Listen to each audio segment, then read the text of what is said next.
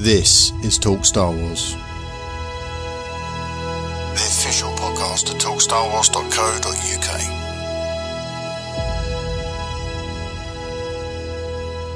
Hello everyone, welcome back to Talk Star Wars, episode IG-88. I wrote my own material. I'm Mark. I'm Stephen, the maker of that joke. I'm Rob. And I'm Paul, and I actually beat Steve to the joke. True. I just didn't want to give it to Mark. It was a group effort. It's so tragic that it's not a better joke. Notice how I didn't take credit for it at all, which makes you think, listeners. Doesn't All right, you were Mark, wise enough to back away from that one. It's episode BB-88. How's that sound? Oh, should we do another take? No. Let's not do another take. No, because the sun is setting in Los Angeles. I've realised recently that we've booted the show up and then launched straight into business, and we haven't had a chance to get caught up. How is everybody? What have we all been up to in the past couple of weeks? You care. We're fine. Get on with it. We can just move straight into things if you'd rather. I just thought it might be nice to have a little catch up. I just can do if you want. You just bought I heard about this. I didn't get car. the email. Obviously, everybody else is a bit more important than me. Sorry, mate. That's all right. You thought I'd be jealous, didn't you? Yeah, he looks like Cindy or Barbie if you're in the States. Who does? Your car looks like a little Cindy car. It's does. nice. I like them. They're cool. What kind of car is it? 205. 206, darling. 206. Oh, He's so last season. Good. He lives down by the sea. He's driving a convertible. The other half live, right? That's the reason we bought it. Yeah, of Seriously, course. Seriously, it costs next to nothing. So Nice. got the insurance. Going to collect it Saturday morning. Nice. It looks pretty. Gonna have some pretty. fun. It's pretty. Just in time. Just in got time a real for the purdy winter. car. It's nothing. You're going to go Got a real cruising in purdy that car. It's nothing if not good timing, Paul. Yeah. What's that? Yeah, I've got it ready for winter. Yeah, just in time for winter. Brilliant. Hello, boy. At least you'll be. We can kit that out to make two it look coats, like roof down, sorted. Yeah, lovely. Yeah, kit it out to make it look like Luke's jobs are Landspeeder. good. Man. Sorry. That's disgusting. Oh. Okay, right, let's get into this. So we're going to kick off with some thank yous this week. Big thank yous to Asaya Searles, UK Toy Collector 1977, Miasma Music, and James Weibel for subscribing to our YouTube channel.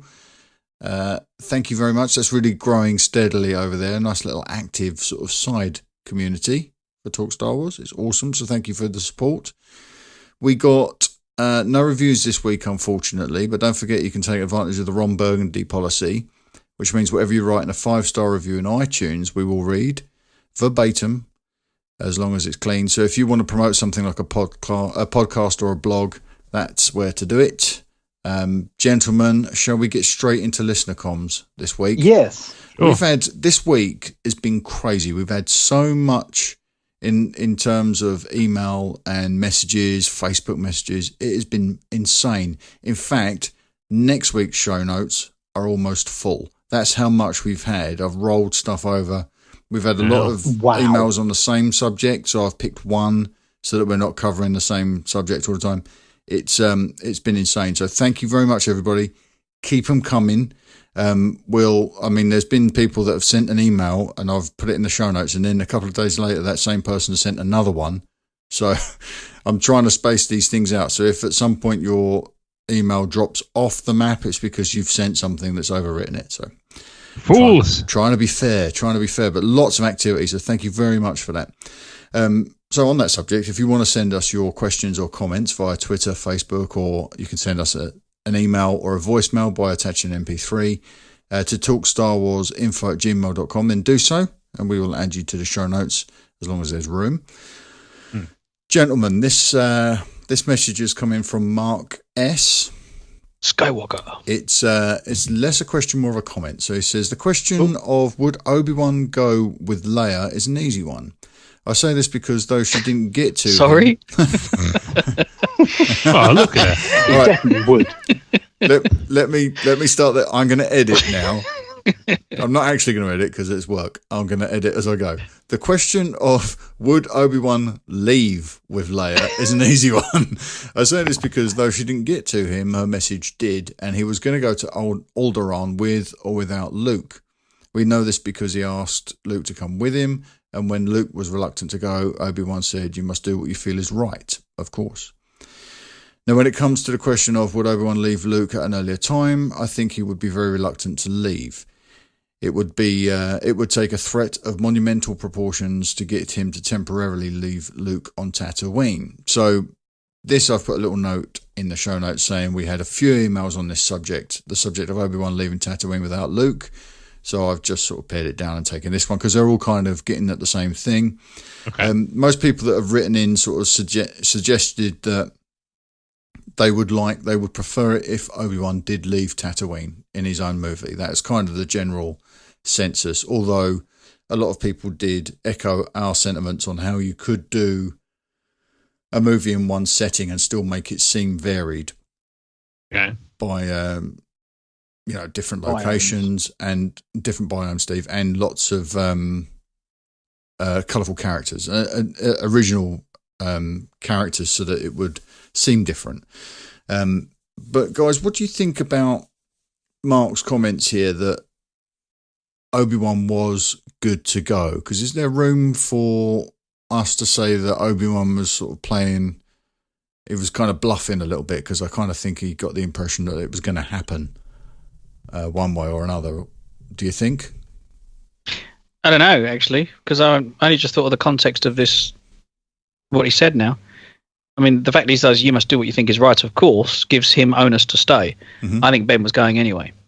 Okay. He was bluffing. You think he was bluffing, Steve? Of course, yeah. Rob? Bit of reverse psychology. Yeah, I think he was. I think he knew that Luke was going to go with him, but he just maybe didn't know how the circumstances under which he would be convinced.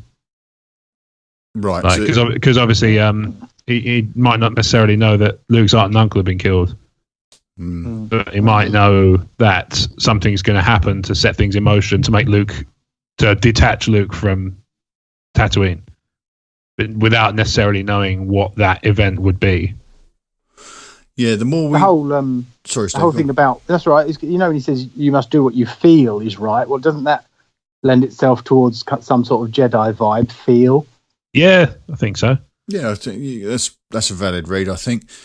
No, Paul's decided to go the other way. No, the one thing that every time we look at this and we re-examine it, I get preoccupied with the idea of how things are now different on Tatooine because the Empire have shown up, and the droids coming down to the surface of the planet brought a bunch of Imperial troops with them. I don't know if there was an Imperial presence prior to that.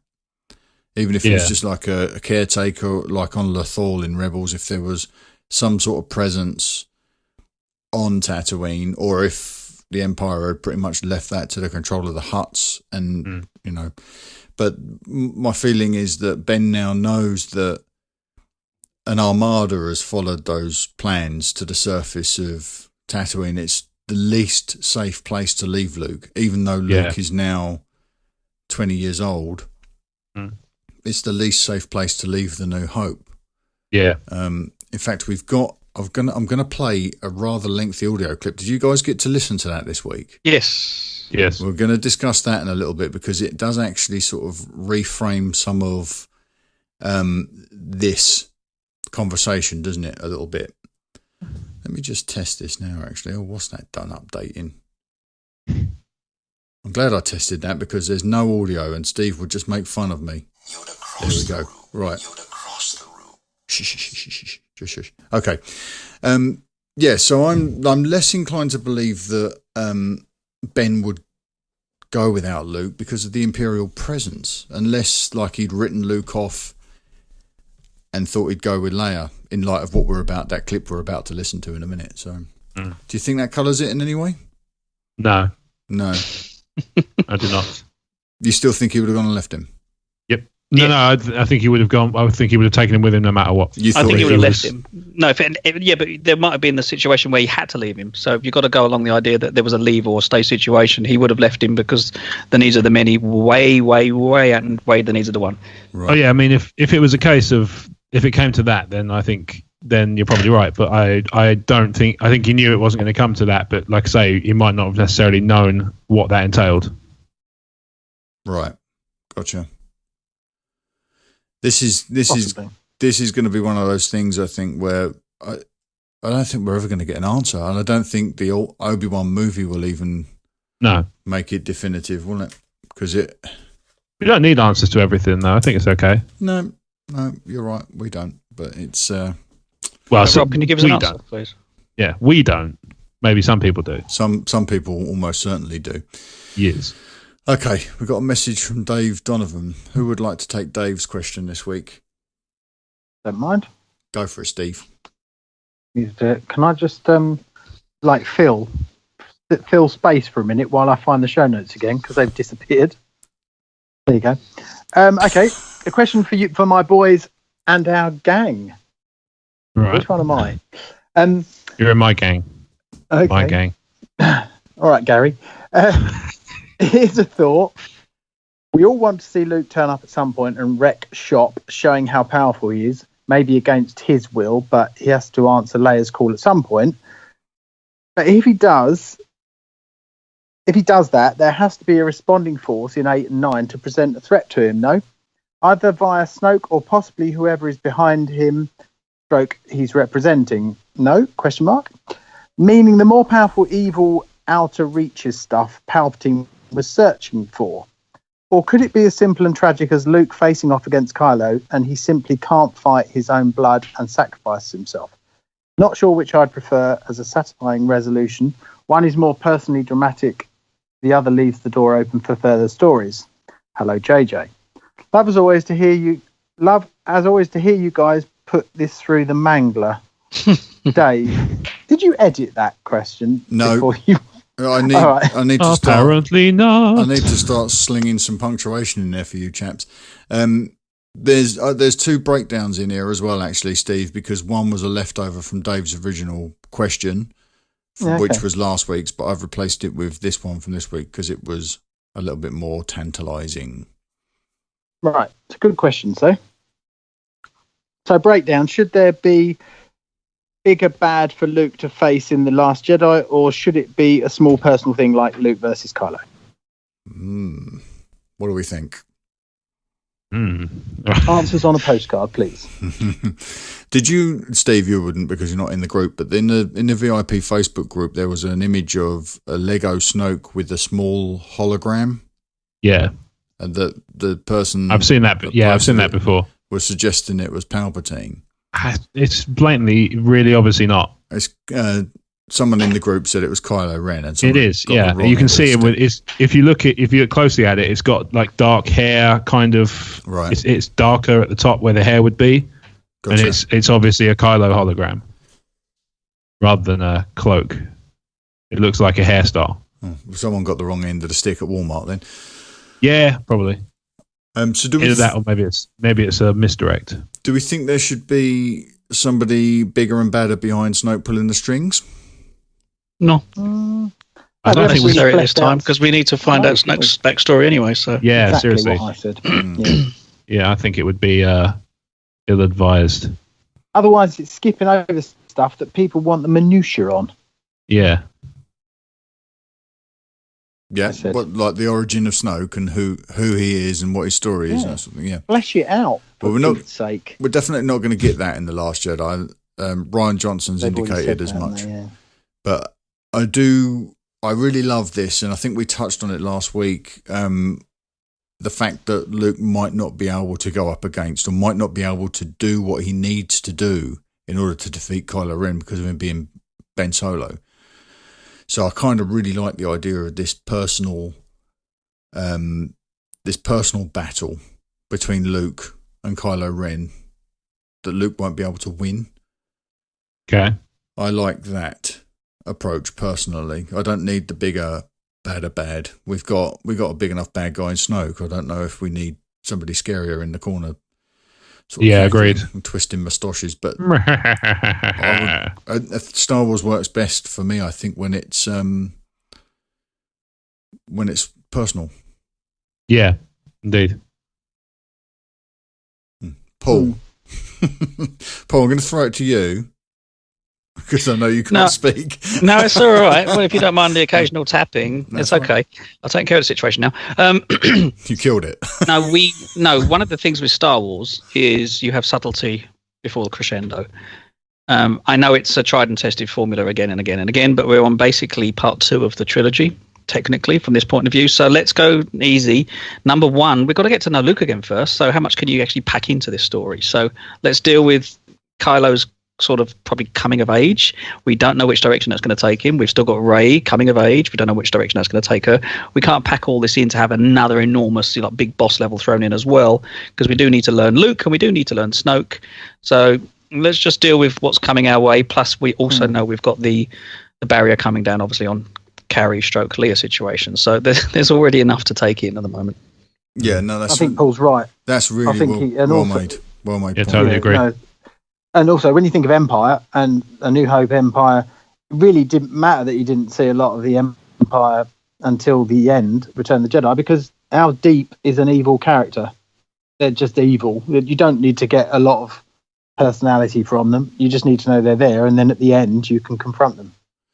Yeah, and we got all the backstory we needed on Palpatine in the prequel trilogies, didn't we? And in the original trilogy, he was kind of just that cackling bad guy that they revealed in full in the third part. And Ryan's kind of indicated that it's a similar setup with Snoke, that we won't get much more on Snoke in this movie.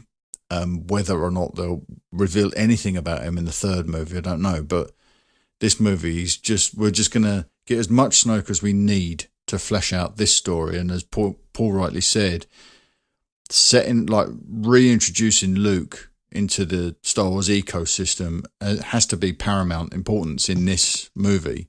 And then obviously seeing the characters react to him re-entering the game. So this is going to change and shape Rey as a character. His re-emergence will shape the Kylo Ren character. So yeah, this is all going to be advancing the story and setting up the third chapter when we can get this kind of important confrontation at the end. So yeah, great point, well made. Go me. Awesome stuff. Thank you, Dave. Dave's other question, which we won't spend any time on, but his original question was, are we ready to meet a darker version of Luke, or will it be too disappointing? You know, that was where, as long as it's not nasty. Yeah, there was Yeah, I don't know about that. If you go down the moustache twirling, I was evil all along kind of thing, it could get. No, I would just walk out the cinema. No, but you can still have a good guy that says, look, I'll do whatever it takes to get this sorted as long as it works out on the good side of things. I mean, you are allowed that. They are a rebellion. I mean, they use the word, well, they're still a rebellion. They're still a rebellion. The resistance to. There's no difference really between the two between the two sects at the end of the day, though, is there? Really? Well, there is kind of. I mean, you rebel against something, you resist something. Yeah, but the resistance is to something that's not apparent, because the First Order is kind of striking out of nowhere. Then what would you be resisting? If it's not that's apparent? a great question, but it's not a question they really touch on in the film. This episode of Star Wars is brought to you by Semantic Arguments. That's Semantic Arguments. Yeah, sales starts Thursday. But no, I don't think there's anything wrong with being, this side of bad and still saying I'll take any measures necessary to get our target, sort of thing. And if Luke goes along that path, I think it'd be quite fun. Yeah, I get what you're saying. I don't see a problem with it in and of itself. No, I'd like the idea of seeing him kind of broken, disillusioned. I don't necessarily want to see him like the evil. You don't really need more than that, do you? Anything more than that would just be. His first words in the film is like, silly. "Are you guys still fighting?" Yeah, that'd be very Mark Hamill. Actually, you could almost hear him say it. Do you want an animal cracker? Steve, what's your take on reframing Luke and viewing him for a slightly different lens? I think it's inevitable anyway, isn't it? Because they've already kind of hinted towards that. So as long as they do it where his essence doesn't change, then I think it's fine. He's obviously, as everyone gets older, they get more bitter and more bitter meldrew.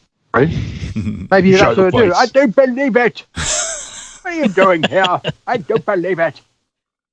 When she turns up with his lightsaber, I was quite happy. Yeah, I mean, I think he might be more cynical and more jaded and more kind of, I guess, downtrodden over the years. We don't know what's gone on in the intervening years either. No, we don't really. No. So I think I'm prepared for that, but I don't want to see a massive character shift because it will be for the sake of it, and that will really annoy me. Be prepared for something though, because don't forget, Mark Hamill was rather shocked by what had happened to Luke from a point of view of performance and so on that was required. Yeah. So I think we might be a bit, but that only excites me, to be honest. Yeah, me too. I'm with you. I'm ready to be challenged by this film. I'm ready to do the work it's going to ask of me, and if it doesn't ask work of me, I think I'll be quite disappointed. The opening scene, actually, the crawl, Mark. Yeah. It's actually going to be like, Mark, a train leaves the station at 12:15, travelling at a velocity of 24 miles per second. I don't want logic problems with my. I don't want to be challenged. I don't want that kind of challenge. Is that a new Lightspeed train, Paul? No, it's just South East Rails. It's not. So they speed up. No, it sounded like you said the train left. We've been in London in 2 seconds. All right. Anyway. We got a question from Mike Messolani who wants to take this one. I'll do it. Will volunteered, Rob. That's all right. Yeah, Rob got a vote from the cheap seats. I've just got this compulsion just came over me, just like a voice in my head. And I know, weird. Right, so from Mike Mesholani, hey guys, this is Gundog 2000. After listening to the last podcast, I thought I'd share my take on the prophecy of the Chosen One bringing balance to the Force. At the time of Anakin's birth, there were supposedly around 10,000 active Jedi and only 2 Sith, learning the balance in the Force far to the light side. Leaning the balance in the Force far to the light side. After Order 66, you're left with 2 Jedi in exile, Obi-Wan and Yoda, and 2 Sith, Darth Sidious and Darth Vader. How Anakin really fits into this scenario, I don't know, since it's really Palpatine who masterminds the demise of the Jedi and evens the sides. Okay, here's another one, and this is just meant as a joke with the literal meaning of the prophecy. The Skywalker lightsaber, or actually the kyber crystal in that saber, represents the balance between the light and the dark. Luke, as the last of the Jedi, represents the Force, and Rey may just as well be the Chosen One, for it is the Chosen One who will bring the balance to the Force. Like a delivery. Very good. Like a courier. Thank you. I'll be here all week. Seriously, though, thanks for the great show, Mike. Sign here, please. I'm paying you until you bring the hand that was supposed to come with it. I would get the failed delivery. Should the balance simply be equal numbers of Sith and Jedi? I think we've speculated on that. That's quite an interesting notion, actually, where it literally is just, it's a math problem. Yeah. We've touched on this previously. Yeah, I think we've at least touched on it. Question then, in everything you've ever read, in all canon and everything else, generally, is the dark side of the Force stronger than what you might consider a balanced? I'm not going to say the light side. I'm going to say a balanced use of the Force for the greater good. This is actually a question in Empire Strikes Back, isn't it?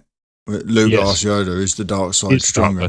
And Yoda says it's quicker, it's easier, and it's more seductive. More seductive, more powerful. Doesn't actually answer the question, though, does it? No. But then you could argue if the dark side was more powerful than the light side, potentially we'd have lost Luke to it, and he would have struggled to defeat Vader and Sidious the way he did. And we've had Obi-Wan take down Maul, so I don't, it's like that thing, and on the day depends where each party's coming from. I wonder if self-belief's got anything to do with it. Probably quite a selfless. I mean, Luke was totally focused on getting Dad back, bringing the Empire, the Emperor down, and so on. Granted, Dad did that, but it did it because he realised, Luke was cutting the mustard. So I'm just wondering if that wasn't all that was motivating Luke, though, was it? In Jedi, he knew that the longer he stayed on Endor, the more at risk Leia was. And Han and the mission. So, but it was like a wanton aspect within him, though, wasn't it? So I'm just wondering, is it just it's hard to word? It's not, with I think this is the thing, right? It's not with the Sith. They have a singular agenda for the most part, right? It's power or bust, isn't it? With Luke, his agenda was manifold. So it wasn't just about, I want to destroy the Sith or I want to redeem my father. It was, I need to get the hell away from my friends and my sister because I'm endangering them.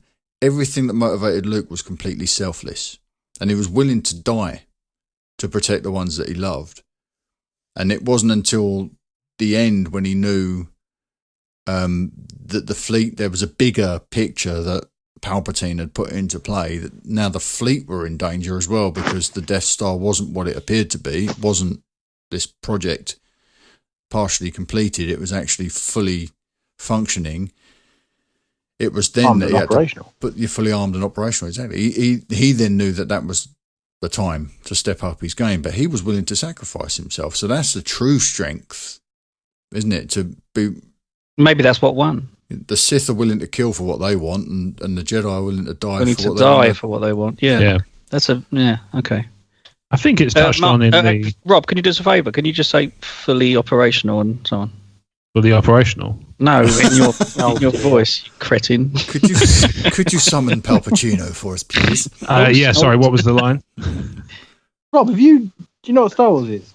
Yeah, I'm familiar with I'm it. just checking. Steve, you don't get to ask me that. Yeah, what sort of parallel Well, I universe am do. I in? If you Ever. don't know a line you've been saying in every episode, then you need help. Every episode? Do me a favour, mate. Do you even All listen right. back? Anyway, don't worry about the impression. Let's move on. All right. Further into Love the you, Rob. breakdown, I've said, obviously Mike, when he does the roll call, he details after Order 66, he details that we've got 2 Jedi in hiding, so you've got Yoda and Obi-Wan in hiding, and 2 Sith, Darth Sidious and Darth Vader. But this is kind of discounting Kanan, Ahsoka, the presence of Ezra. Are we ignoring those? Because they fall smack bang in that period, don't they? If it's purely Jedi, then yes.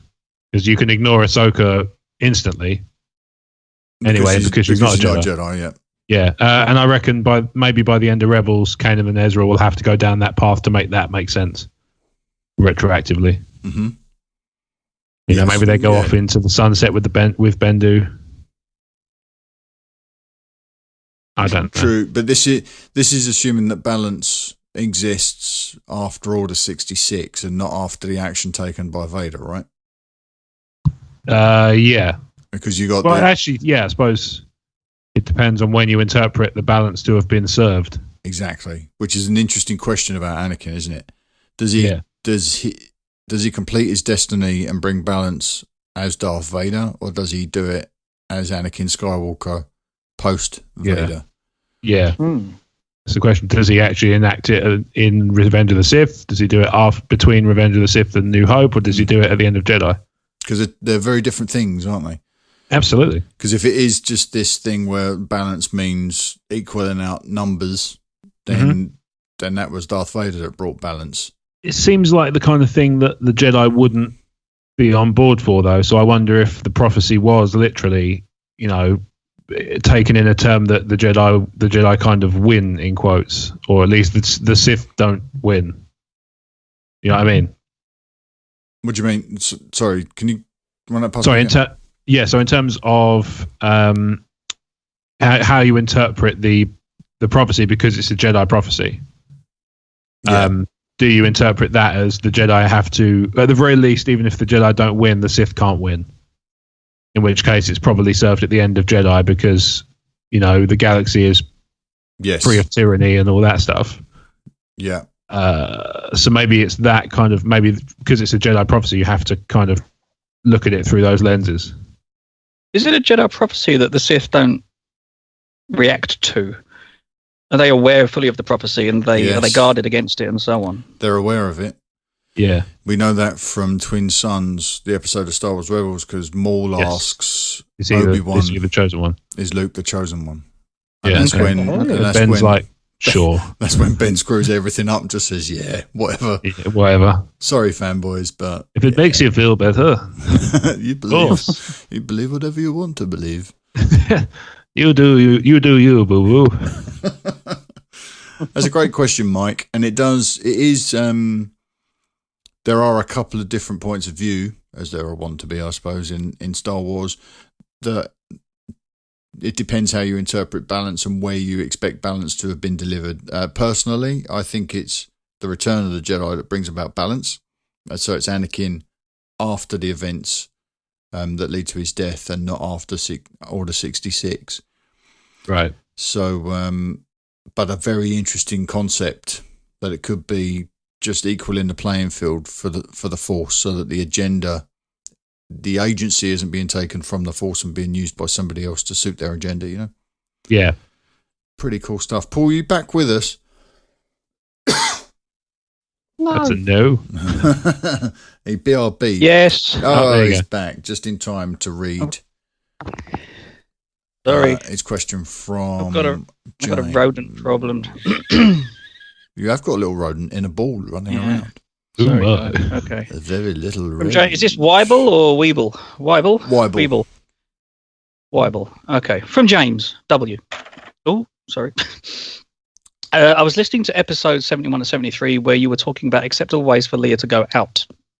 Dying in a space battle against the FO seems really good to me, and I had considered an addition which would connect episodes 8 and 9 to the OT, the original trilogy, and Rogue One. Ooh. In an epic battle against the FO, Leia's ship is damaged and Ren wants to take her hostage so he won't die and take more of... so she won't die and take more of his power.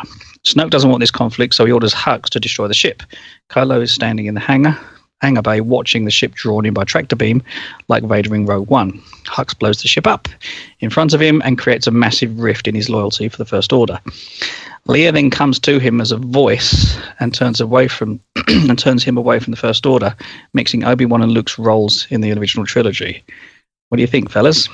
That's bloody marvellous. What do we think? James' idea. That's great. It does a lot. I really like that. Can I wave a flag of coolness and say I did point out last week I think Leia is going to be the switch for Kylo. Yeah, I think it's a great. I think if you go back as far further than last week, Paul, we probably all had a go at that one. No. I guess history tells the real story. Back to the tape, everybody. It's okay. It works really, really well and ticks an awful lot of boxes, doesn't it? Yeah. And it even acknowledges what has been said about, I think it was John Boyega made a comment about Leia having a life on screen. Yeah. Even after this movie. Plus, most importantly, it ties in nicely to my Leia theory from a few episodes ago, which has not been done before or since. No, true. And you know, please. You said she married Jabba. Once again, I rely on history to tell it how it is. Do I now have to go back and edit a bunch of audio together until Rob actually says that? Just taking little snippets together like a ransom note. Do it. And there could be a really funny bit Fake news. in that where Jabba gets the hump with Leia in some kind of and says he really wants her to lose weight because she's letting herself go. Oh man! It's like, oh, look who's talking. Well, that go down well. Marc, apologies for the tangent, mate. Yeah. This week's misjudged attempt at humour is brought to you by Stephen. No, this is. So, what do we hake of James' idea, guys? Yeah, what do you hake of it? I don't like it. Again. I don't like it. You don't like it, Steve? I like the way he's written it, and I think it's inspired by Cobb. I think Kylo's going to be twisted because of an injury to Leia that he's going to witness. Okay. Yeah. Sorry, Steve. Sorry. I don't think Leia's going to go out that way. I think if she was still with us, God rest her soul, then that might be a possibility. I just think fans will want something more personal when she goes. This is kind of personal, though, Steve. Yeah, but you don't actually see her. No, you'll that's just be, she's on there, she's dead. I agree with Steve on this one. People will be like, oh, is she still alive, maybe? No. You need to see her. It's going to be a visual for character. It's going to be... it's not being filmed, though, Steve, so we can't really do that, can we? No, but it'll be CGI in some way, or maybe you'll see her... No, they said they won't do CGI. No, but maybe you'll see her in the distance then. All right, possibly. Like... back. No, that's possible. I can't really dispute that one. I think what we need to consider now is that JJ's back in the mix, and that it could present. Oh dear! It could present an out for this. Do we CG originality Carrie, or do we use used footage? I'm just going to keep talking and just duck Steve's audio. That's fine. It could retable this consideration of having Carrie appear in 9 through used footage or through CGI, because I think he has enough influence, and it might be a fresh perspective that when he speaks to Kathy and says, look, this is what I want to do, she might say, do you know what, that's a good idea. That gives Lucasfilm a way out, doesn't it? But it also gives them a massive PR problem, because they said they wouldn't use CGI. Yeah, but I think it was a mistake. But I can hear it now. I agree with you. We said at the time, didn't we? They've just painted themselves into a corner. But if Kathy says, I thought we were right to say we weren't going to go anywhere, but then JJ come up with this wonderful idea that's a tribute to everything. The way they spin these things, and then she can slow walk back her position, and then you have Carrie appear in this movie, which they will absolutely have to knock that out of the park. That there will be no room for error. No, if they decide to do that. No Tarkin. You won't even be. Tarkin was fine, but Peter Cushing was decades gone by the time he made it to the screen. The Carrie thing is only going to be a couple of years old, so I think that it's still going to be a little bit raw. Yeah. I don't think they'll be able. I don't think they'll even have the leeway we gave them with the Tarkin thing. Why does it have to be perfect? Maybe it doesn't. I mean, it could. No, because it might be because it's going to be the last chance we get. If she makes it all the way through 8, and if it's respectful to the story, and if it's the kind of thing we think that Carrie would have been happy with, roll with it, go with it. I mean, crack it. I wouldn't care if it was a match. To be clear, Paul, I'm totally with you. I think that's a perfectly reasonable position to take. I just don't think that's the one that fandom are going to accept. No. Can I ask a question? Does she make it all the way through 8? We don't know. They haven't changed it. That's all we know. We're fairly confident she does. If they do it so well that you know she acted in 8, so you won't be all the way through going, oh my God, look at this, it's not really Carrie Fisher, because you're expecting her in 8.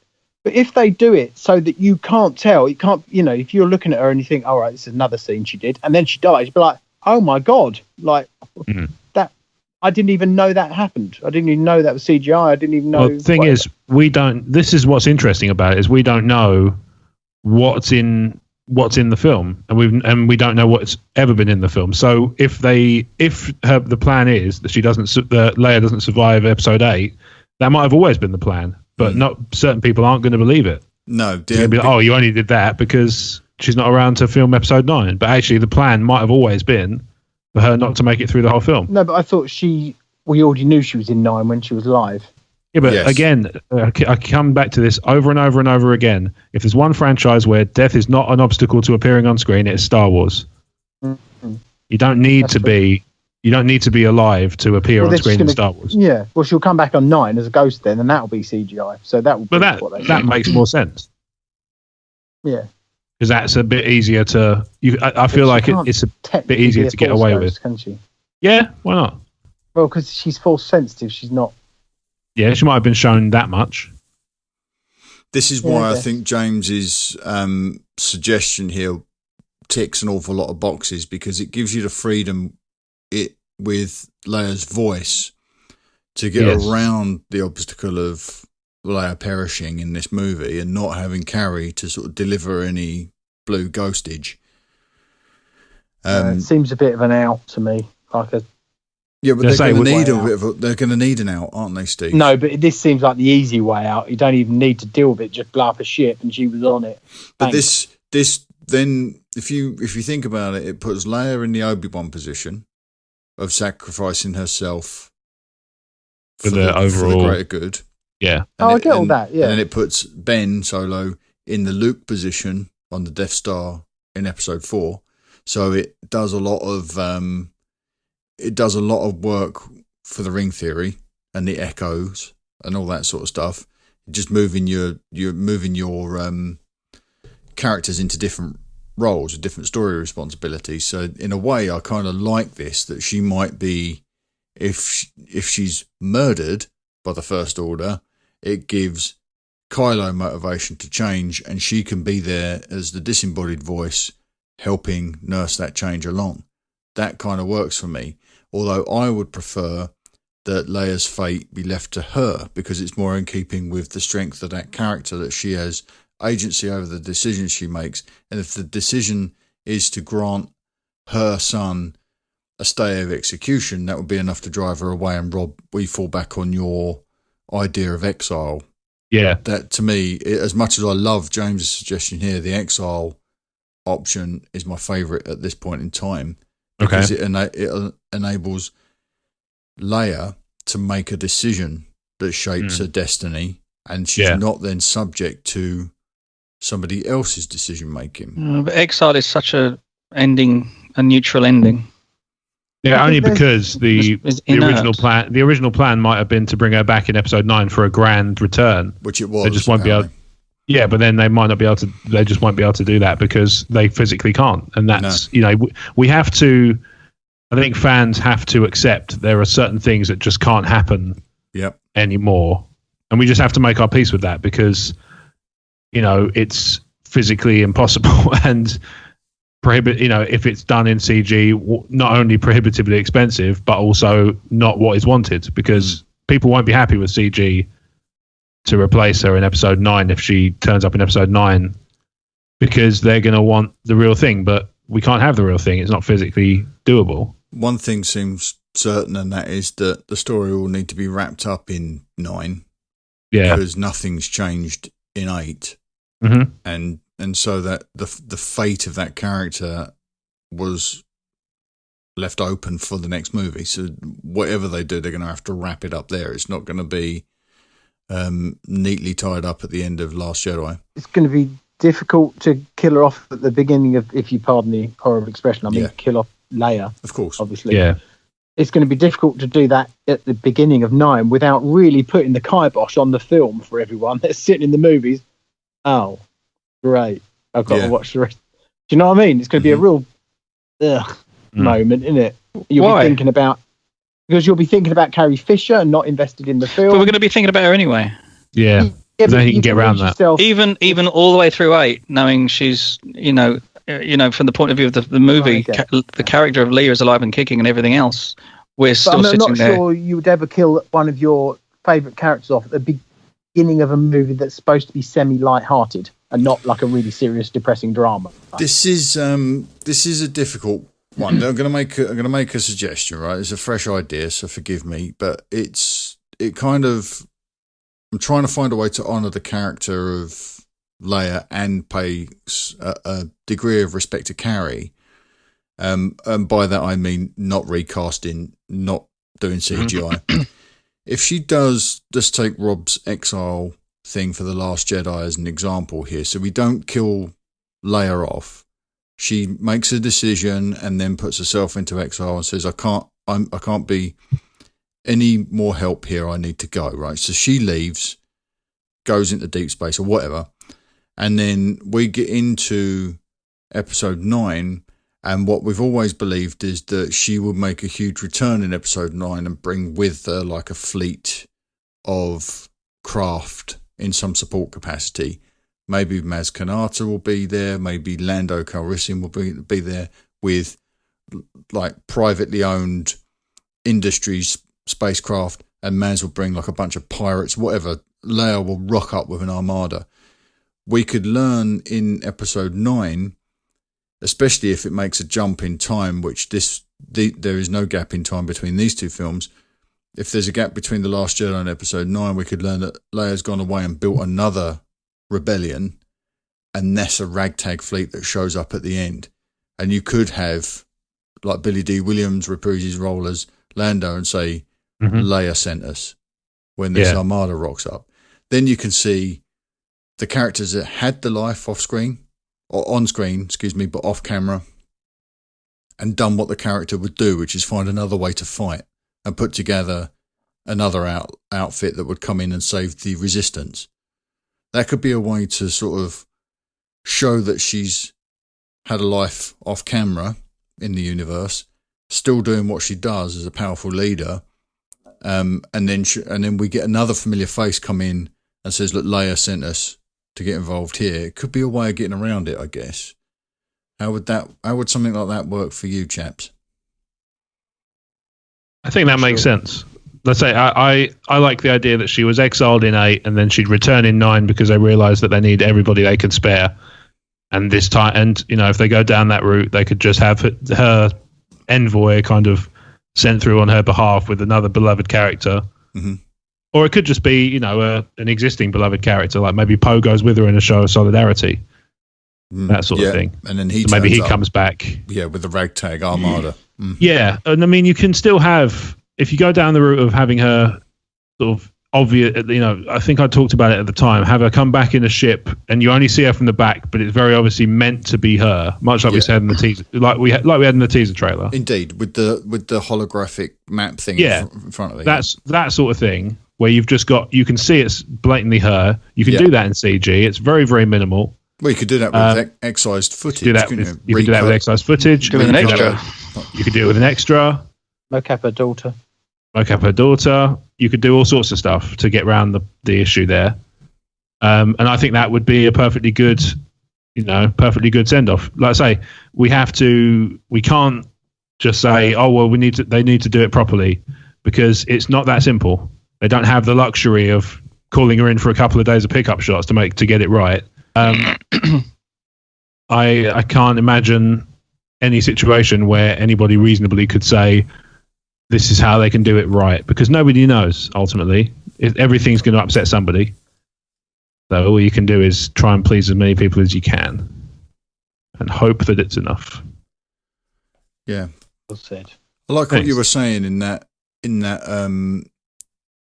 scenario that I've just put out, that perhaps you could reuse footage of Leia so that she can actually be with the Armada, and if you did it right at the crescendo of the third act, you wouldn't necessarily even pick up on it. You'd just be like, might not need swept more up of her than that. Yeah. Yeah, we talked about this at the time, I think, that that was easily done, or more easily done anyway. They'll work it out, I'm sure. I'm sure they'll come up with something that we'll have now. It's just we'll have this thing to preoccupy ourselves with over the next couple of years, won't we? Yeah, all I'm kind of driving at is as fans, we need to be a little bit forgiving of they're going to do their level best to make it appropriate, because they care about her as much as we do. Yes. So they're going to do their level best to make sure it's as fitting as possible, and we're going to have to be as forgiving as we can of the fact that they just physically can't do it any other way than the best they do. Don't think there's anything remotely harmful that at the end of episode 9, Luke, Leia, and the Han are all sleeping peacefully. Yeah. What? Force ghosts. No, just sleeping peacefully. Just can't. Just sleeping peacefully. Because you're giving birth to a whole new generation of characters on this anyway. Yeah, exactly. So, I see what you mean. Yes, I thought you meant visually see them all passing. together. And by the end of 9, they've passed the torch on in their entirety. I've got no issues, as much as people might be like, "What are you saying?" I've got no issues in saying goodbye to Leia, because it allows us as fans to say goodbye to carriers at the same time. So let's. It'll be hard, but it's an intriguing thought, easy. Paul. What about that? We ended the Return of the Jedi with our heroes all lined up taking their glowy blue bow. Yeah. Could this trilogy end the same way, do you think, with just the Skywalker twins? If we lose both Leia and Luke in this trilogy, could we end this trilogy with the Skywalker twins together as blue ghosts? It doesn't need to be that even. I mean, to be honest, seriously, I don't want to go too far. I don't want to be too Lucas-like either, but, one of the last scenes, frames, whatever you want to call it, could just be a shrine that's got 3 names on it. Yeah. 3 people that got us through this, this your last generations of this mess, that kind of thing. So as long as there's a respectful something, then I think there'd be a lot of it could even put a smile on your face. Thanks, Carrie. A lot of diehard fans that don't accept that she's a Force ghost, because it takes a lot of Jedi skill to master that particular ability, doesn't it? And if it takes training in that specific discipline. There's training in any. There's nothing wrong with us having to say goodbye to her in real life and having to say goodbye to the princess in the movie. Nothing wrong with it at all. But Steve, Luke had barely had any training, and he could hear Ben. Yeah, true. All it takes is the ability to communicate that, and then you're good. All he had actually by that point was a blast shield, I think. Yeah, Anakin hadn't done anything, and he became a blue glowy ghost. Yeah, well, he was the chosen one. So he became two. Actually, he hadn't done any training. And if you in the Ahsoka book, we learn just how much it takes for Obi-Wan to keep at it, to keep chipping away at this training, trying to break through to reach Qui-Gon. Spoilers, which he does. It's wonderful. Okay. Wow, James, you're very insightful and very sensitively composed idea really did get us going there. That's a great question. Thank you so much for that. Awesome stuff. James is incredibly active at the moment. He's gone back and he left us a review in iTunes last week. Yes. He subscribed to the YouTube channel this week, all the Facebook pages, everything, Twitter, really active on Twitter, binge listening to all the episodes and being quite forgiving of the earlier episodes, poor quality audio and whatever you. No, great stuff. Thank you, James, for your continued support, sir. It's greatly appreciated. Thanks, James. All right, we're going to take a quick break. No Connor's Corner this week. Not sure. Connor is MIA. Not sure what's going on at the moment, but he's. I know he mentioned a couple of weeks ago when he sent us in a question that he's been very busy at work, and Leo has had a lot of stuff going on as well. So I'm sure he will return to nice the fold. Not to be pressured to do it. It's nice when people want to do it. Of course, yeah. He'll be back. And if you do it means we every listen to Rob week- less as well. So Rob, Right. I love you, Rob. Don't listen to him. He's nasty. No, the fans love me too, Steve. Paul's just jealous. We don't have fans. We are why don't you fans. just stick your bum down the back of his trousers, Steve? It'd be much easier. Stick my bum down the back of his chair. Sorry. I could try. That's a They're really not quite that disturbing baggy. scenario. God bless you, Paul, but they're not quite that baggy. All right, before this goes too off the rails, we're going to go to our break. When we come, thank you. When we come back, always on brand. When we come back, we're going to jump into some Star Wars news, and we're going to start with something quite interesting. All right, we'll be back very, very soon.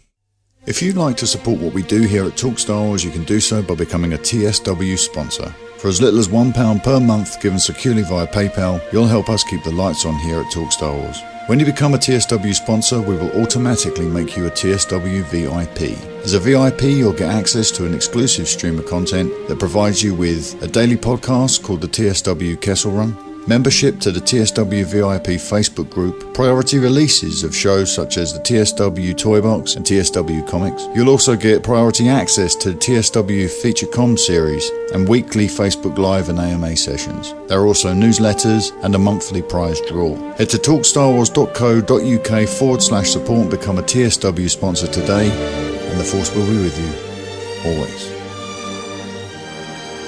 And we're back.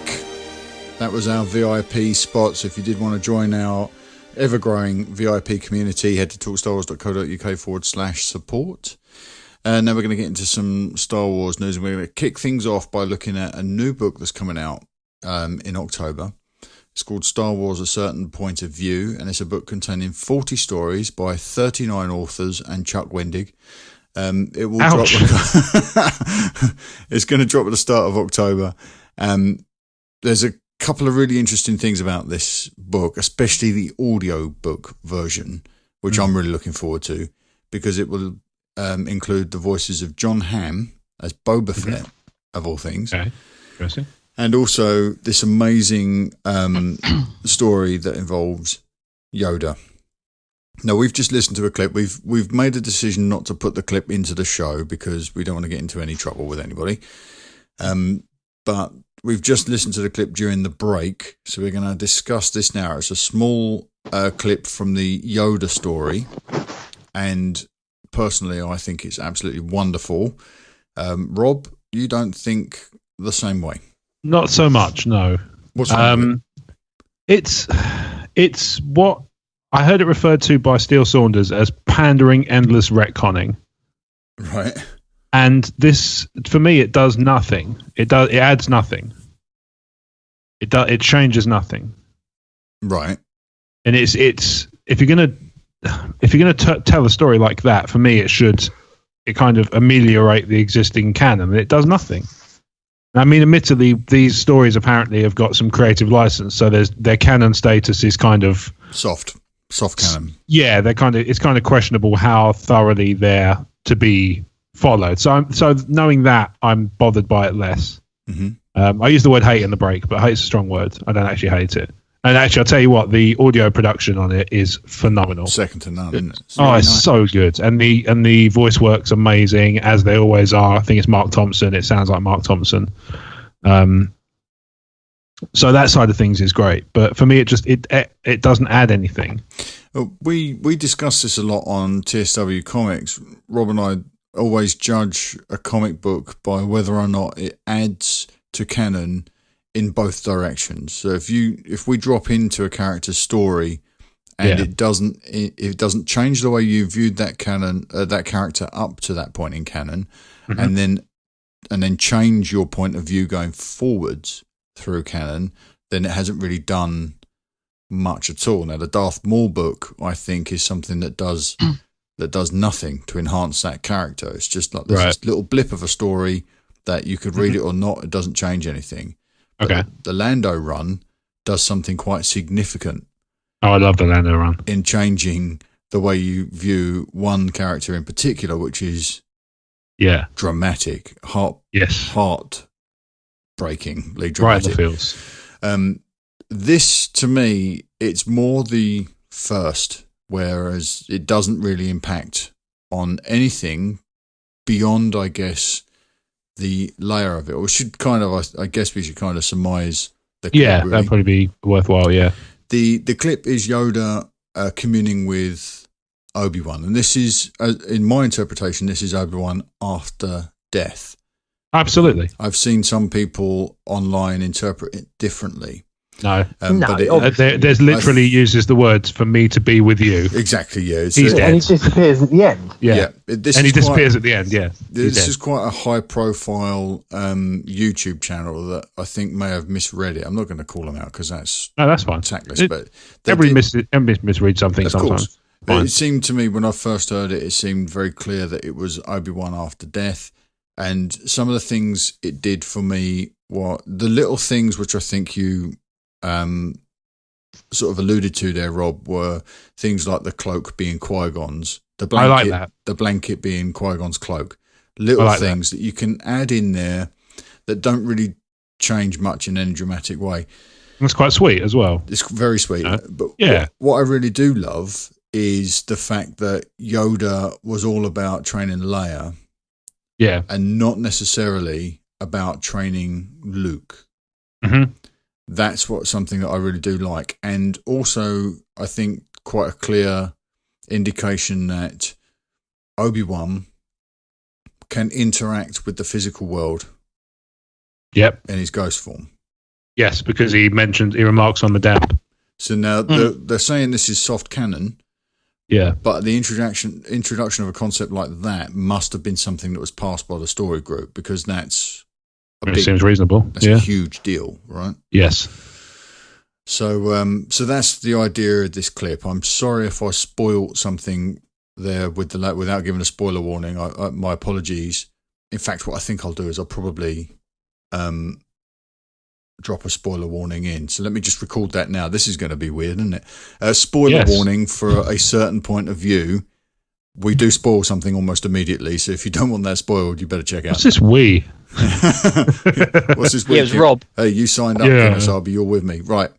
All right, gentlemen. Rob's had his say. What? I wasn't done, but okay. No, we'll come back around. No, that's fine. Get everybody's first. I'll make it. Just get everyone's first impressions. Paul? I quite liked it, actually. It was it gave the opportunity to jump outside without jumping outside, and the whole certain point of view thing was, I can't quite word what I'm trying to say. Steve and I don't read as much as you guys do. Mm-hmm. So this gives possibly, I mean, to be honest, I don't know how many people have exposure to it without going to reach out, but it gave me a taste of something I'm not actually used to tasting from a Star Wars perspective. So I like the way it is, it's outside the loop a little bit. And I did enjoy the way it talked about Leia over Luke and so on. And it just gave a few things that I'd never really gone, oh yeah, to. And it made me do that. So I did like it. Awesome. Yeah, and like I say, from a production point of view, it was beautiful to listen to be honest. Yeah, it's great, isn't it? It's gorgeous. Yeah, I always have to give them props on that stuff. They do such a good job with the audio production on the audiobooks. I had a hat I would tip it. Well, quite so. They do go the full 9 yards. Yeah. Steve, your thoughts? Just to be clear, this isn't canon in any way, is it?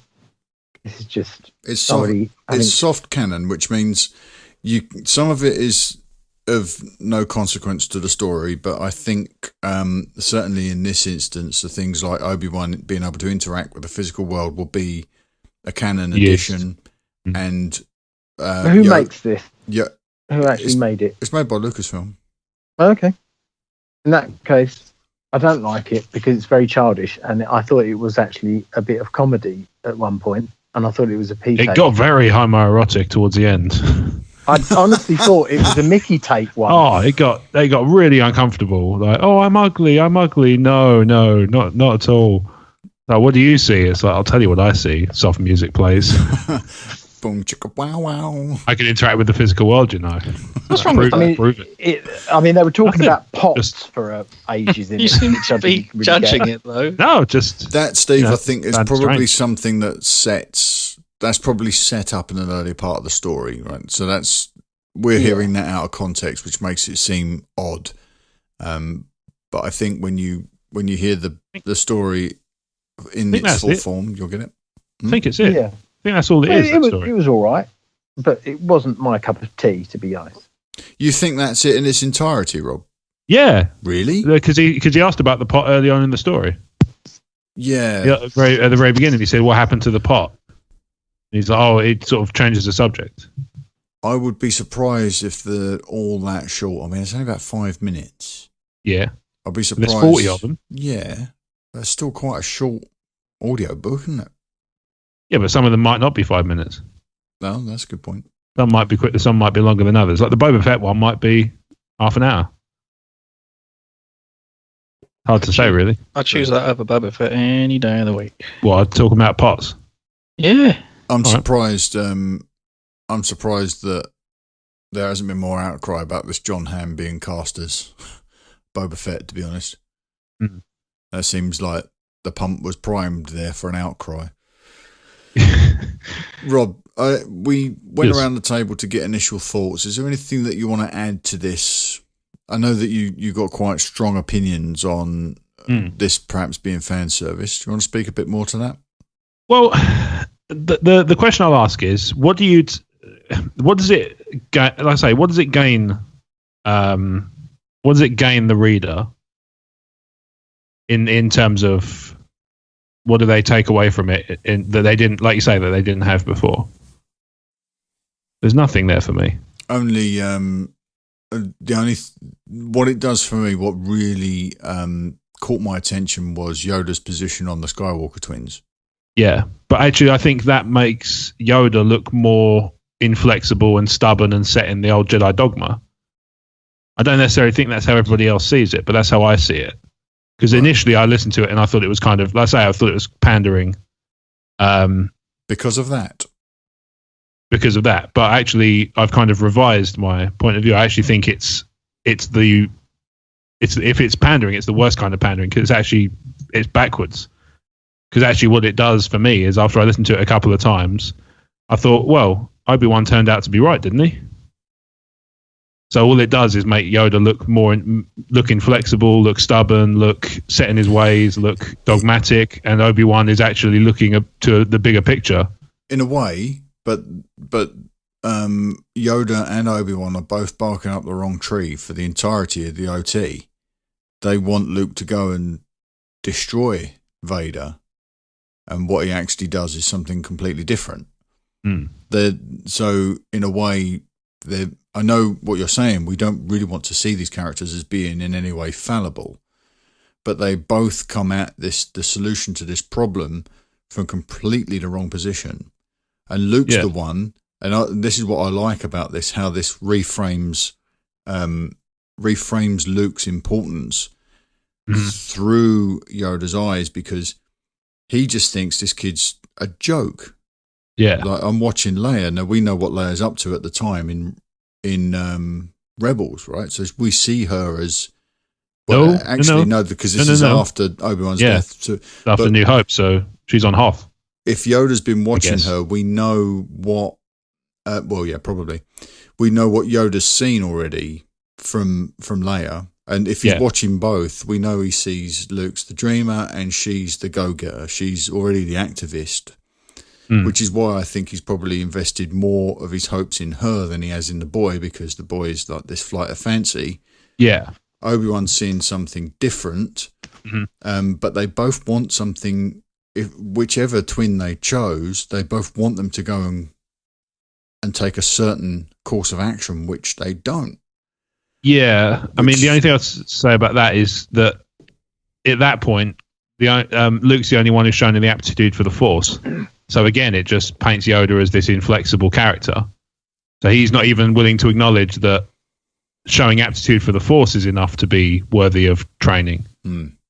Yeah, I mean, it's like when you factor all those things in. If it's like, say, if it's pandering, it's really badly done. It's ham-fisted and horrendous. And if it's not pandering, then fine. But I don't know. I feel like it is. Okay. And the other, there was one more point on it I had. It's only a minor one.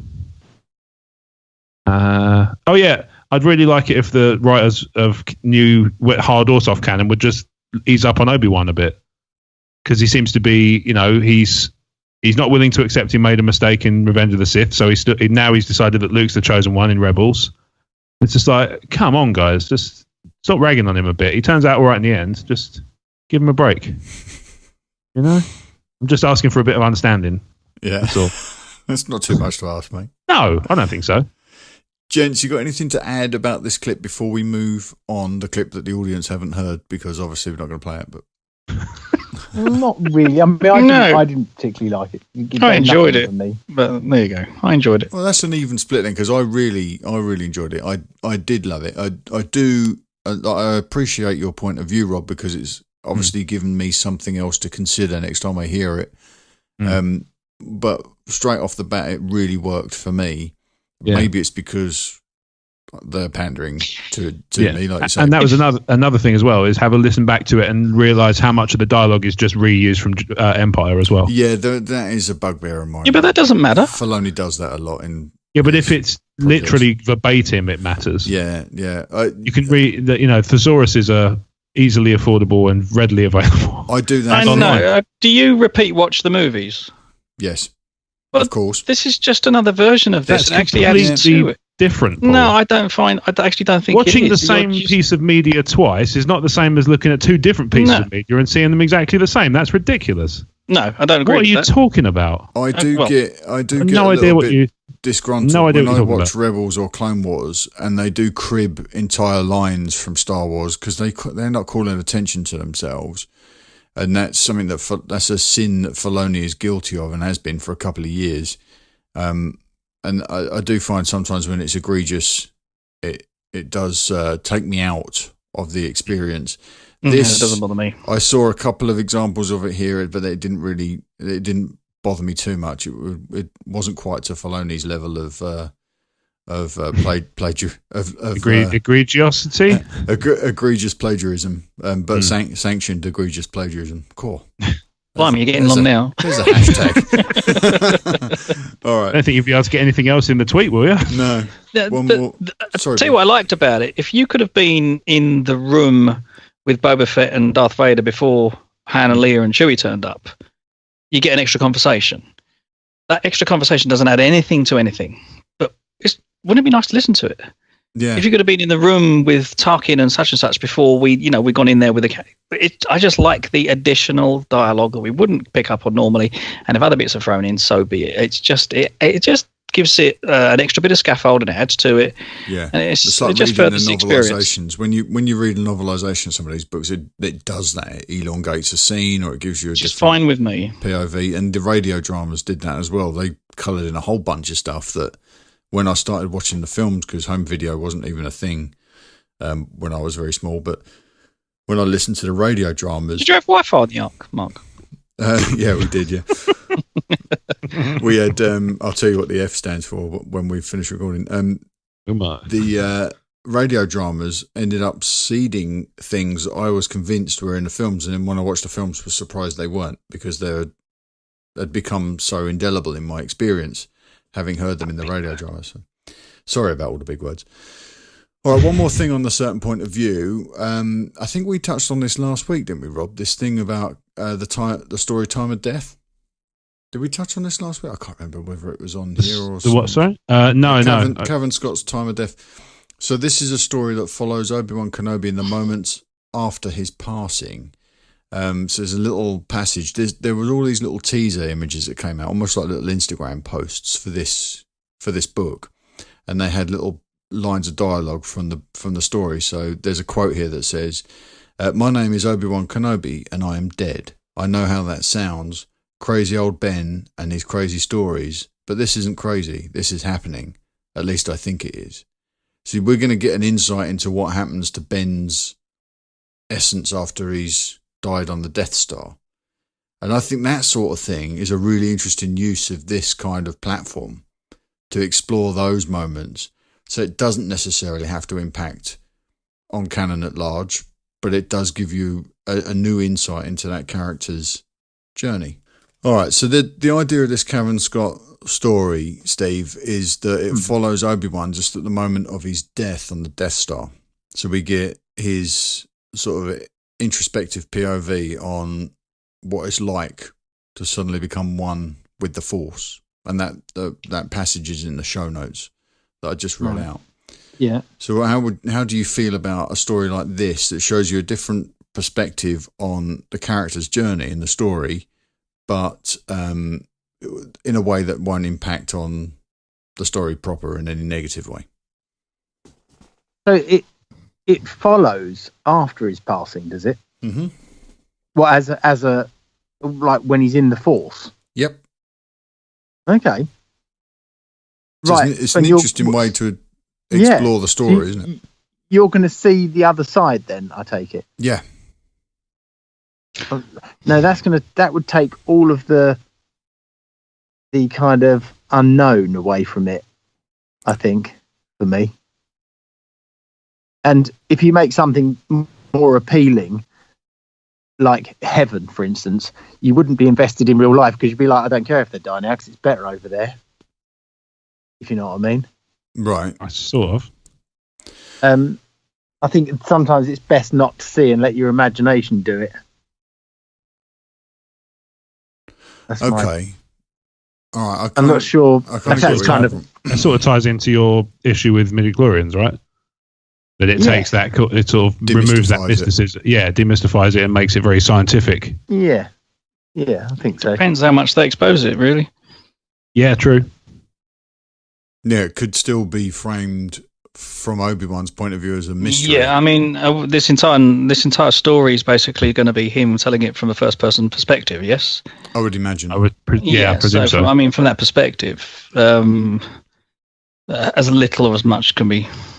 See, I like this. I don't know. As possible, but I find it quite intriguing, actually. Yeah, see, I haven't read any more than this little snippet, but I like the idea because my mind starts racing with possibilities. I like the idea that this could be something that's not subject to normal time. So in the moments after, like, Vader stomping on that cloak and Luke first hearing Obi-Wan say, "Run, Luke, run," this could be a struggle for the story we're about to read, could be a struggle for Ben Kenobi to orientate himself in the Force in order to communicate to Luke in that way. We've already seen him struggle to try and connect with Qui-Gon. So could this story be exploring his coming to terms with where he is and regaining his focus so that he can give Luke that message to propel the lad to get away from the Death Star? He's saying it could be like an age that it's taken him to learn that ability, but it's seconds in real life. Us, we don't know. Yeah, it could be something like that. Yeah, that'd be a cool twist on it. That's the sort of thing you don't get away with on screen, right? Because it's too esoteric. Yeah. But in a story like this, you've got all the creative freedom you can ask for. And I think that would be really interesting. Having just witnessed Obi-Wan try and connect with Qui-Gon in the Ahsoka book, it would be really interesting now to try and find him, almost try and punch his way back up to the living to get that message to Luke. And then in that few seconds of film time, there's an eternity of story to be told. And that's that's what this platform. That's what I find so tantalising about this platform, that they can do all that stuff now. So this has all been okayed by Lucasfilm, has it? Yeah. Righty. Yeah, it's Yeah, all well, approved. everything they draft is going to have to be obviously approved as it comes through. Alternatively, anything that they decide to table, they're going to draft. It'll be like, right, we want to do this. Yeah, we'll tick that. We'll tick that. No, you're not doing that. Yeah, we'll tick that, and so on. And like Rob pointed out, it's not all hard canon. So there are things in there where they've been able to take a little bit of creative license and they've been able to take some liberties with the rules. But it could be in a situation like this where they can be fast and loose with it because it gets lost in the ether of the mythic side of Star Wars. And it's not like saying Leia turned left when she actually turned right. It's not going to break canon in any way. No. Steve, ask you a question. You've seen Lord of the Rings, I'm assuming, the movies, yes? All of them. So when Frodo puts on the ring and he goes into Twilight, you get a second perspective of what his life is like when he's invisible. If you were given the opportunity to see the world through a Force ghost's eyes, would you rather not see it? No, because they're two different things. Because Frodo's still alive, and it's just Earth with a weird lens. Okay. Whereas we're talking about another realm, aren't we? If the Jedi. But why do you think seeing it, bearing in mind they are coming back as Force ghosts, and they are actually interacting with people that are alive and walking on terra firma and sitting on logs and so on? Why do you think it would take anything away from the Force? If too supernatural, too it's going all over the place. I don't like it personally. I think it's keep Star Wars in the realm of the living. With it's a bit like films that have lovely little Easter eggs, like Fargo. It's fantastic when you get a weird thing that you never expected, like a UFO, and it's like, oh my god, this is a film about gangsters. What's a UFO doing there? And it makes it even better. But if it was a whole film about UFO and gangsters, it'd be like, oh, this is a bit weird. Maybe that was a bit weird. Silence is deafening. Oh, the line that you lose us and then you rescue it. Just with some throwaway line. He's like a skilled fisherman, right? I get where you're coming from, Steve, and I completely respect your position that you don't want anything they do now as they move forward to undermine anything that undermine the track they've already laid for Star Wars and the rules we depend on when we watch these movies. And so I think that this might be a safe place for them to do that, because if they were to start doing what Paul just suggested in the films, that could be somewhat harmful. Yeah, if they keep it there, that's fine. Yeah, and then you don't have to read it. If it starts bleeding out into future installments of the films, then you might have a problem, more of a problem. I think you're less likely to see that happening just because of what we talked about before, which is that the crossover of people who watch the films versus read the books is very small. They're not going to let the books inform the films. True. It's the other way around. It's like I said before. Yeah. I can see, after this trilogy, or maybe even the next trilogy, because I think it's going to go on forever, I can see at some point a massive sleep in Star Wars for eons, millennia, and then the whole thing waking up again. I don't mean millennia in our time. I mean, obviously in Star Wars time, because we said about this last week that it is a long time ago. Yep. Let's bring it up today, even, and say, okay, and have it even on Earth with Jedi. I don't know, but if we're in the same galaxy and we're in the same universe as Star Wars, in theory, why not? Why not change the whole? Because it is going to get a bit. Not boring. It's going to get tired if we keep doing films, isn't it? I mean, everything does, no matter how good it is. Yeah, I think it's absolutely true. I mean, this is happening with Marvel. There's like a growing amount of people who are just a little bit burned out on Marvel movies now. Yeah, you get that there is some fatigue. I mean, the Star Wars saga has already benefited from like prolonged absence from public life, sort of 16 years and 10 years. And then 10 years. Yeah. So it might be that, you might be right. It might do everyone in the world good to have some downtime and then come back when we've all had a chance to miss it. so that we don't get that fatigue. I think that might be what the Star Wars Stories movies are about, so that you can still have some adventures out there that are Star Wars shaped, but you don't need them in order to enjoy the saga movies, and the saga movies can go on an extended hiatus. I can't imagine that happening for a second. There's too much money to be made to shelve those movies for that amount of time, unless they crack the code with the standalone films, which they don't appear to be doing at the moment. But Steve, and when you think, look at that Pirates of the Caribbean, I mean, no, I'm not going to use Pirates of the Caribbean because they're at least enjoyable and a bit of fun. Transformers is a much better example of where, isn't it disgusting? We've said it before that they make so much money and they are so awful. It's a subjective opinion, young man. No, I won't say awfully. No, the CGI is fantastic. They're they're bubble gum for the eyes, and the CGI is fantastic. But as an art form, they are diabolical. I don't think they're made as an art form, though, mate. Well, film is an art form. No, not all of it. Some of it's purely a commercial enterprise. Well, then you really have got problems. All film is an art form. It's just that there are different types of art appealing to different types of people, right? I mean, the same if you look at video games, there are these walking simulators which are just designed to sort of show you some pretty set pieces. You just wander around them for a couple of hours and then you're done. And then there's Call of Duty, which is, the big budget Michael Bay style, explosion fest. But this is the thing, right? But the fact that they're so popular means that not everybody agrees that they're awful. No, but just by the very nature of the fact they're successful. When they're shoved in the same category as all films put in together, that there are directors out there that find it much better to be praised for something that didn't make money, that was an amazing film and an art form, which is fine. More power to them.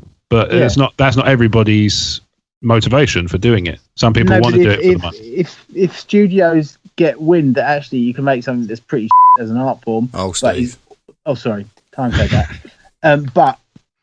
But it makes them $1 billion. Which one are they going to lump for? They're going to go. The shareholders are going to go make more Transformers movies and don't care if people don't like them. Not all studios. I can't speak for all the studios. I don't know whether they're all publicly traded companies, but some of them might not need to appease the shareholders. Look at Josh. In which case, they can do their thing. With what's the budget movie he made? 12 million. It was. Chronicle. What's it called? Chronicle. Thank you. And then he did Fantastic Four. Yeah. And that was just like an extended trailer for another film that you should have watched. It was awful. Yeah, but then Fantastic Four has never had a particularly good cinematic run yet. And I don't think it will. I think it's got to. It's tainted now. To go by. I mean, it was well acted. There's nothing wrong with it, as a few scenes chucked together. But crikey, you didn't even see him as the Fantastic Four till the film just nearly ended. It was awful. We digress. Yeah, we do. That's why I'm rewinding. I really like the idea of spin-off movie giving us the other side. I think it'd be well cool. I'd like to see, by the other side, Paul, as in the other side of the Force. Oh, the afterlife. Yeah, I'd love to see that. I mean, if somebody answer, question honestly. I mean, to be honest, I think you guys are all going to fire this back at me just to be awkward. But if somebody gave you a television set now and said, by the way, this actually shows you what's going on in heaven right now, would you turn it on? No, it'd be terrifying. Why? Yeah. I don't know. Because it would be Belinda Carlisle singing "Heaven Is a Place." But they're not dead in heaven, Mark. Belinda Carlisle. Belinda Carlisle's not. Is she dead? No, heaven's a place on earth. She said, "Ooh, baby, do you do that work? Public service announcement. Heaven is a place on earth." Belinda Carlisle. Nobody chops Steve in the throat. He just sings like that. Apparently, she warbles. Apparently. Nobody's chopped him in the throat yet. Belinda Carlisle is descended from sheep. Somebody was doing a forced chokey throaty thing. I can feel through the force that people are already growing tired of our inane ramblings off topic. So let's get back on to the notes. I actually wanted an answer. I want to see Belinda Carlisle as a force ghost. Paul, no, I wouldn't watch a ghost TV. It's too frightening. I honestly can't answer that question one way or the other. I don't know. Steve, there you go. I'm almost afraid of what's going to come out of your mouth. Insert something about Belinda Carlisle with it. Excellent. There we go. All right. A certain point of view comes out at the start of October, and we'll be giving a copy away to our VIPs and our prize draw. So if you're not a VIP already, you're missing I'm a out on all VIP. this stuff. You are. Let's move on. Last Jedi, potential spoilers for The Last Jedi. So Mr. Hamill, he may have dropped some news this week indicating that the next trailer for The Last Jedi will be hitting on the 9th of October. Did you guys see this? Yeah, No. he can't keep his gob shut. I think he was trolling. Yeah, I think he was. What a shame we'll all be dead. I think he was trolling, and he later reframed his tweet as saying it was a reference to the two teams that are playing in a football match that night, because he said you Watch should Monday be Night watching Football on Monday 9th of Night October for no reason or something, wasn't That's it? exactly it, yeah. Yeah. And then he came back and said, it's because of the teams that were playing, but he had pulled the tweet at that point in time. Yeah, so Lucasfilm been on the phone to him and said, "You've been a very naughty boy. Shouldn't have done that." Smack Yes. your And- body. Yeah, because if it's true, they don't want people to know it's coming. They want it to be a surprise. And if it isn't true, they don't want Mark to build up expectation for something that's not going to happen, because they're going to take all the flack for it, right? Yeah. So it could go Why either way. at can't this he point. keep his mouth shut? He loves an audience. That's why. I think he likes to troll, and what it does. I think he just likes people. Yeah, he likes I to have don't fun doubt with it. it. He was very enigmatic, and when we watched him on Enigmatic? stage, Charismatic. Charismatic, yeah. Yeah. Sorry. Well, enigmatic probably too. Well, Just there are a chair. two sides of the coin, Just a chair and a voice. He was and a one he smile. was very good on stage, and I liked watching him, but I don't know. I think he enjoys it a little bit too much sometimes. Of course he enjoys it. He wouldn't do this if he didn't enjoy it. But I think with this, it's twofold. I think he likes to have fun. He likes to troll. But it also positions him as an unreliable source.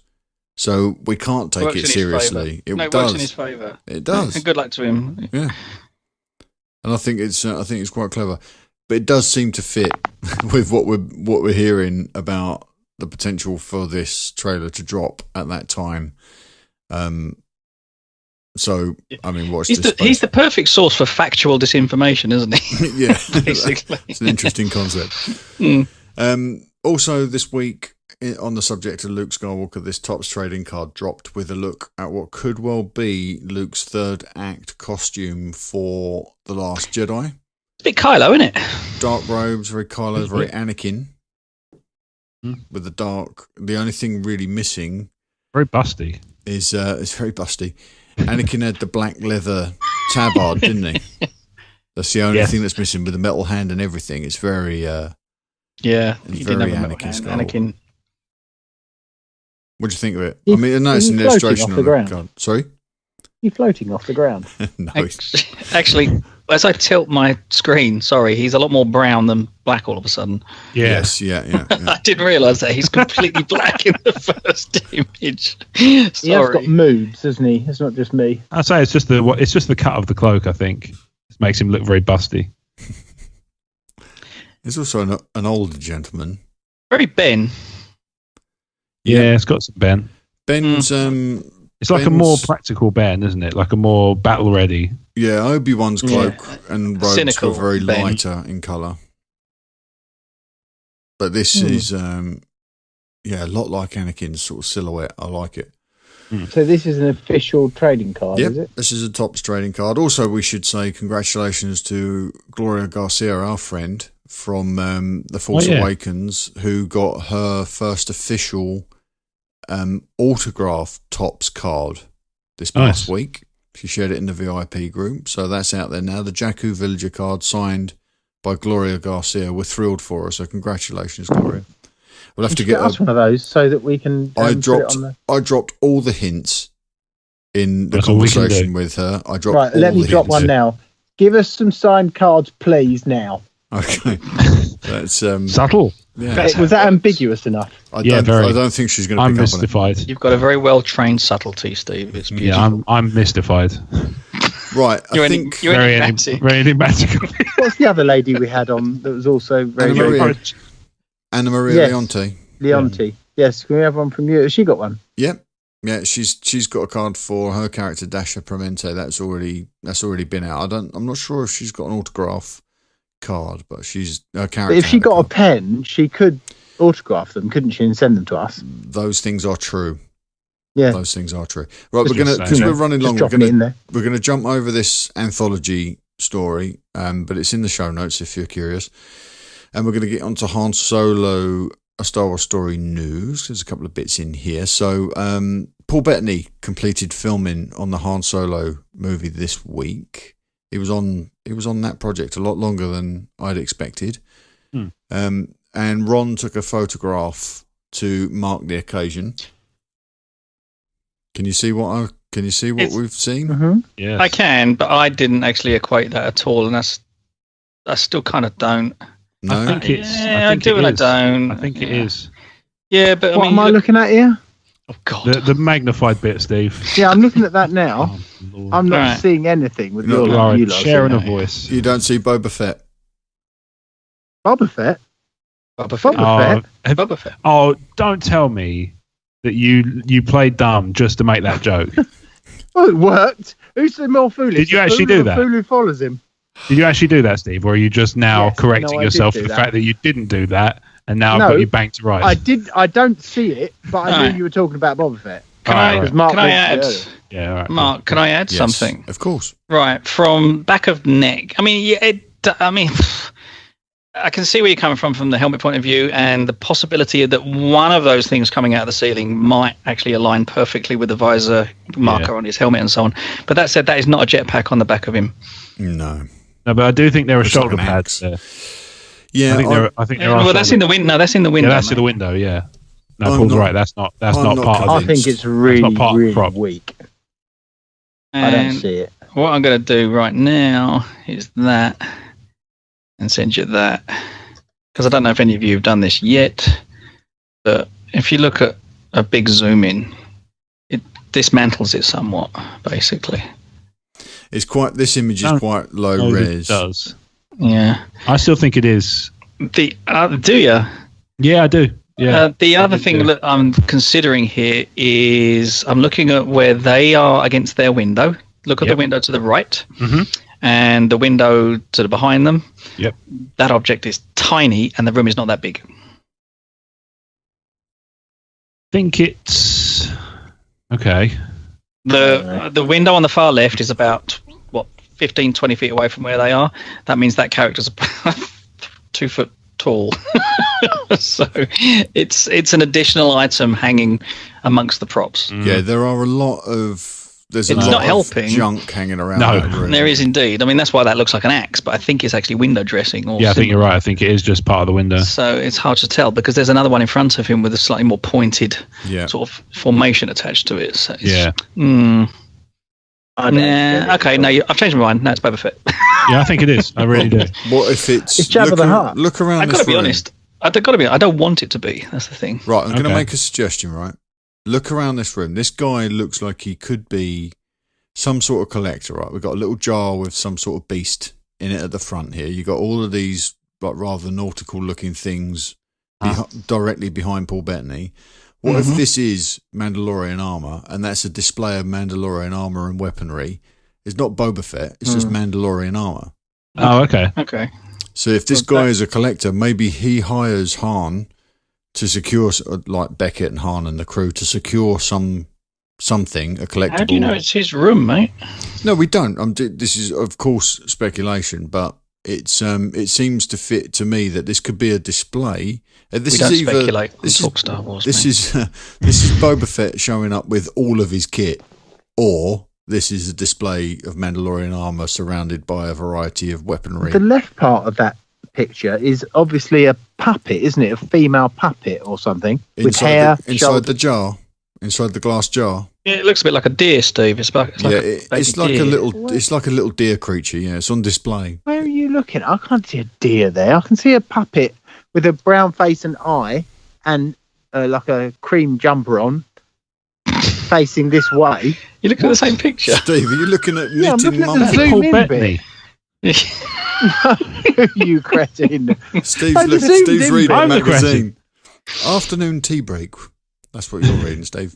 Anyway, I don't think this is Boba Fett. Jabba the Hutt got fat. But you think it could be the armor? At the most, I think this is a display of Mandalorian armor and weaponry. and this guy's a collector, and this room is full of his collection of bits and pieces.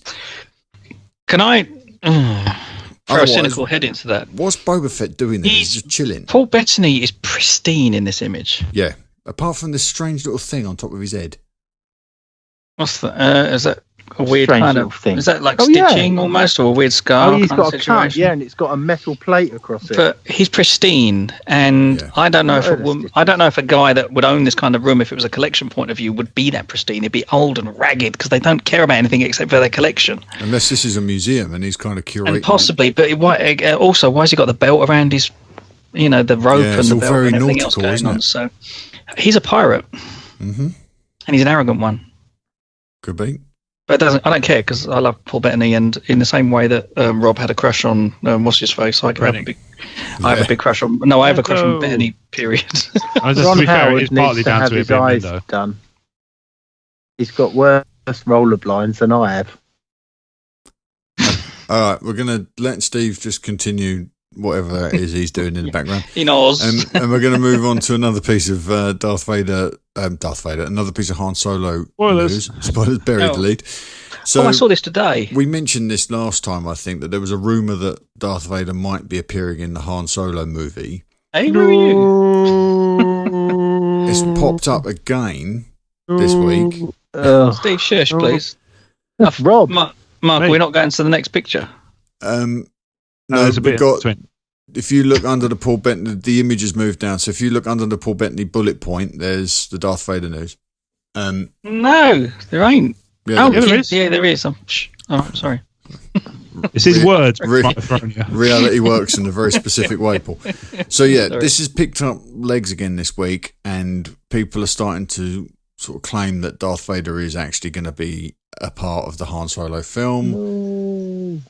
I agree with that sentiment. What do we think? Have you please don't do it. No, don't do it. Not necessary. If you value people taking you seriously as taking risks, don't do it. No, Vader had another agenda at this time anyway. So exactly. Han was steering clear from the whole Empire thing, regardless. So sorry, Rob, I've interrupted you twice. No, it's fine. It's fine. No, because you're kind of echoing my thoughts. Maybe Darth Vader is on holiday somewhere, and you just see him as a cameo. He's got his feet up by the pool on a sun lounger, in a pair of board shorts and a Hawaiian shirt. He's got beautiful blue milk with a little umbrella in it. He's putting his towel on the sun lounger so the Germans don't get it.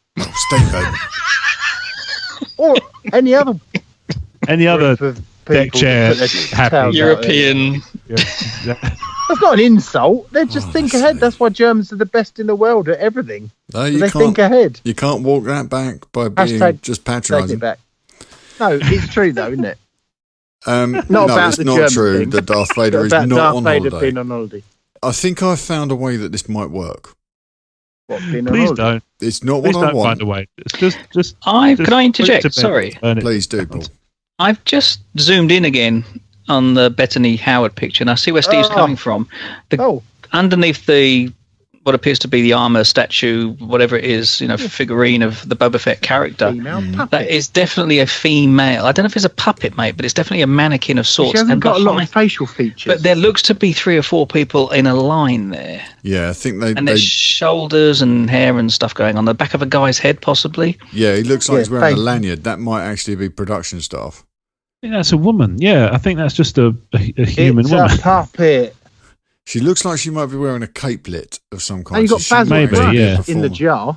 It could be a hairpiece and a capelet on a mannequin. Yeah, that's true. Could be. Yeah, yeah, that's very true. Another display. This guy's just at Star Wars Identities. This was a meet-up. That's it. Yeah. All right, we're going to move on because this bag of cats is getting out of control. Yeah. This is how the Darth Vader thing might work. Oh. What if Palpatine is on a video screen somewhere, some sort of propaganda video or something, some sort of like CNN, and he's being flanked by Darth Vader? Then you get Darth Vader in this film. He's not a big I see. point. It could just be a background thing, just sort of marking a point in time. Totally unnecessary. Very unnecessary. I don't see it happening only because I think it's I think you're right that it's a way of getting around that issue and still ticking that box. But from Tarkin, isn't Vader a bit of a recluse? Yeah, and I think we kind of saw that in Rogue One. Spotlight stuff. Yeah, he's on, not for nothing, but depending on where it is in the story, he's on Mustafar. Yeah. So, he's I wonder if he pops up in name only, literally in a conversation. He's maybe referenced by I name. hope not. I hope not. Well, he doesn't need to be in it at all. But no, just be bold and just make a film that stands on its own and doesn't need to lean on. Yeah, but they're going to have to mention the Empire because the Empire's reach is far-reaching. Yep, and there are stormtroopers in this, but they can be in the background. They can be part of the landscape. They don't have to be the Landoscape. What about Belinda Carlisle? Can she be in it? No, I'm so going to call this episode the Belinda Carlisle episode. So moving on to Ron's next tweet. This Which seems is to really be cool picture. A spice mine. Yeah. Really. Do you think it's near? Yeah, Kessel? I think so. There was a be. picture that dropped earlier on, which is supposedly Kessel. It's in the VIP group. It looks gorgeous. So I think Kessel and where they're filming, Mark? Is it Pinewood? Yes, yeah. I think Kessel and Corellia have been confirmed for this movie as 2 locations. Okay. So this is kind of cool. This You're really interested to know the timetable there right now, because bearing in mind, the production halting, restarting, and so on. Yeah. I wonder if a company such as Lucasfilm do get to jump the queue a little bit in some of these situations, or do Pinewood treat these kind of situations as completely even, first come, first serve, unless you pay a levy? I think they're probably they might be booked up and passing the sound stages over to Star Wars projects, because obviously we're only going to be. I imagine there's an enormous backlog on the sound stages regardless. So yeah, and building sets and things all takes time, doesn't it? Big time. Yes. Yeah, whatever happened to Tangent here? What happened to Pinewood's application to extend their studios by double the size? No idea, but it would be lovely if at some point you could do some research and bring answers instead of questions. I'm just saying. Ouch. Might as well draw circles in the sand, mate. Oh, God. More Belinda Carlisle references. All right. So we're going to move on to Star Wars episode. This is where we're going to wrap up tonight. Star Wars episode 9, talk, not so much news.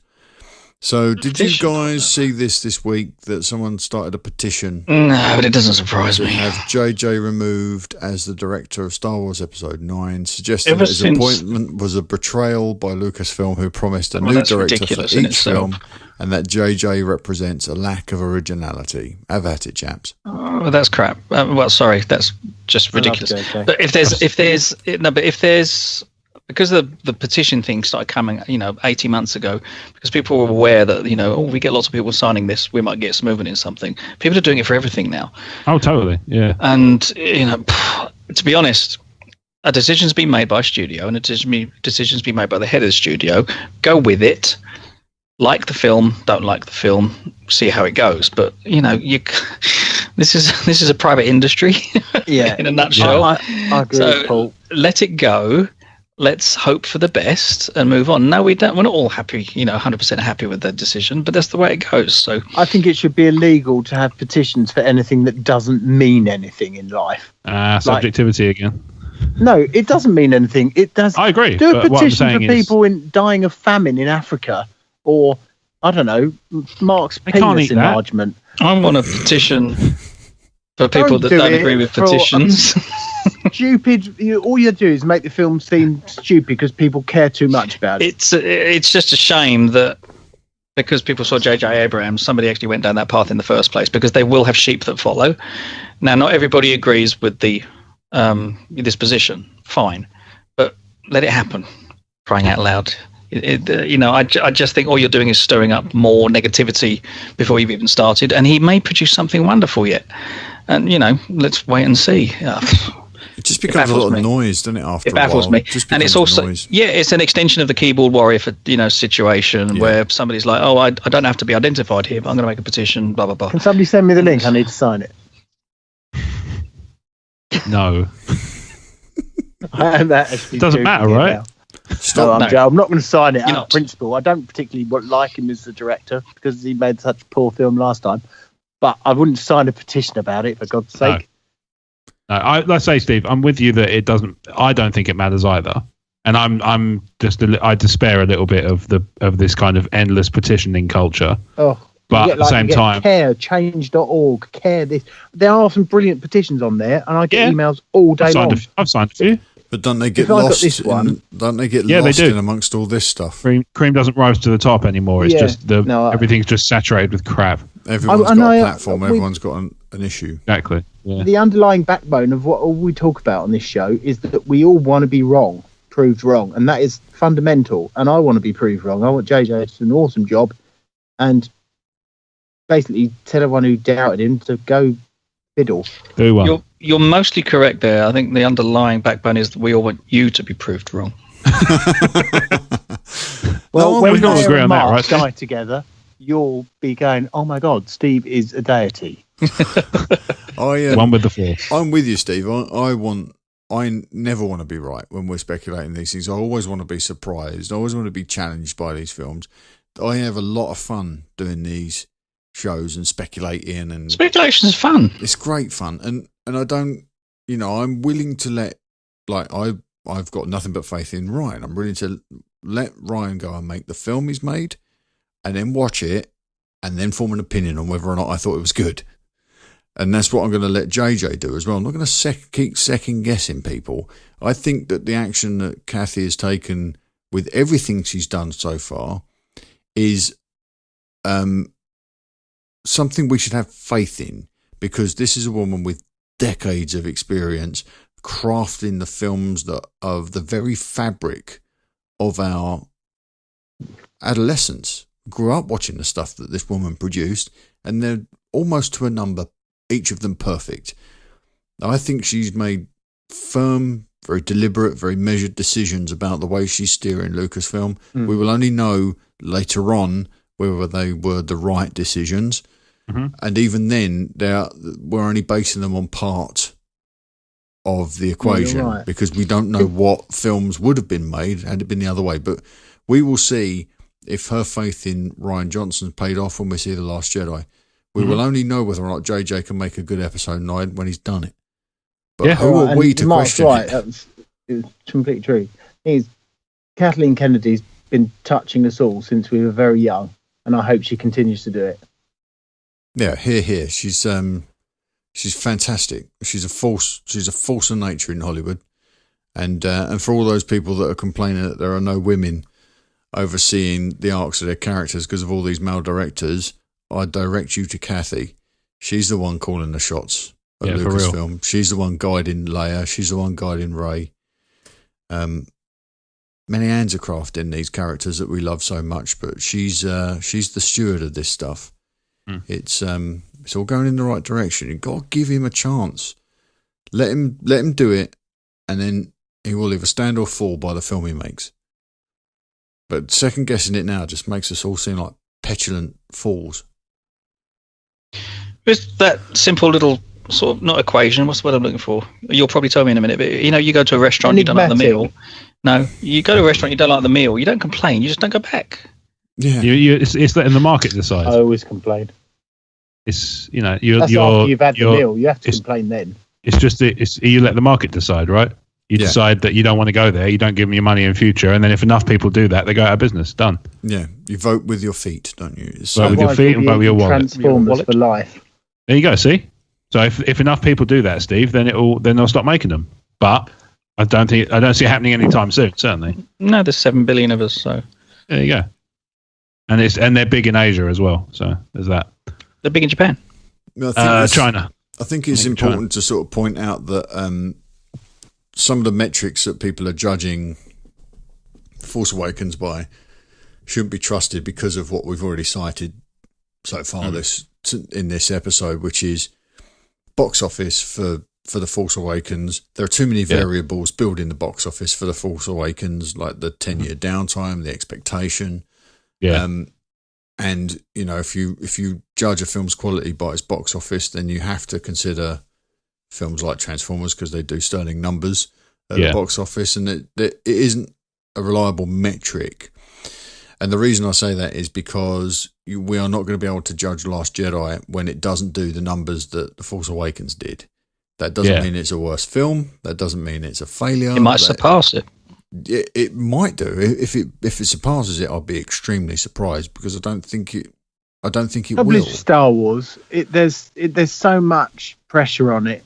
Like you don't get a dark horse with Star Wars like it. It comes out. It's the biggest September opening weekend in history. Really impressive.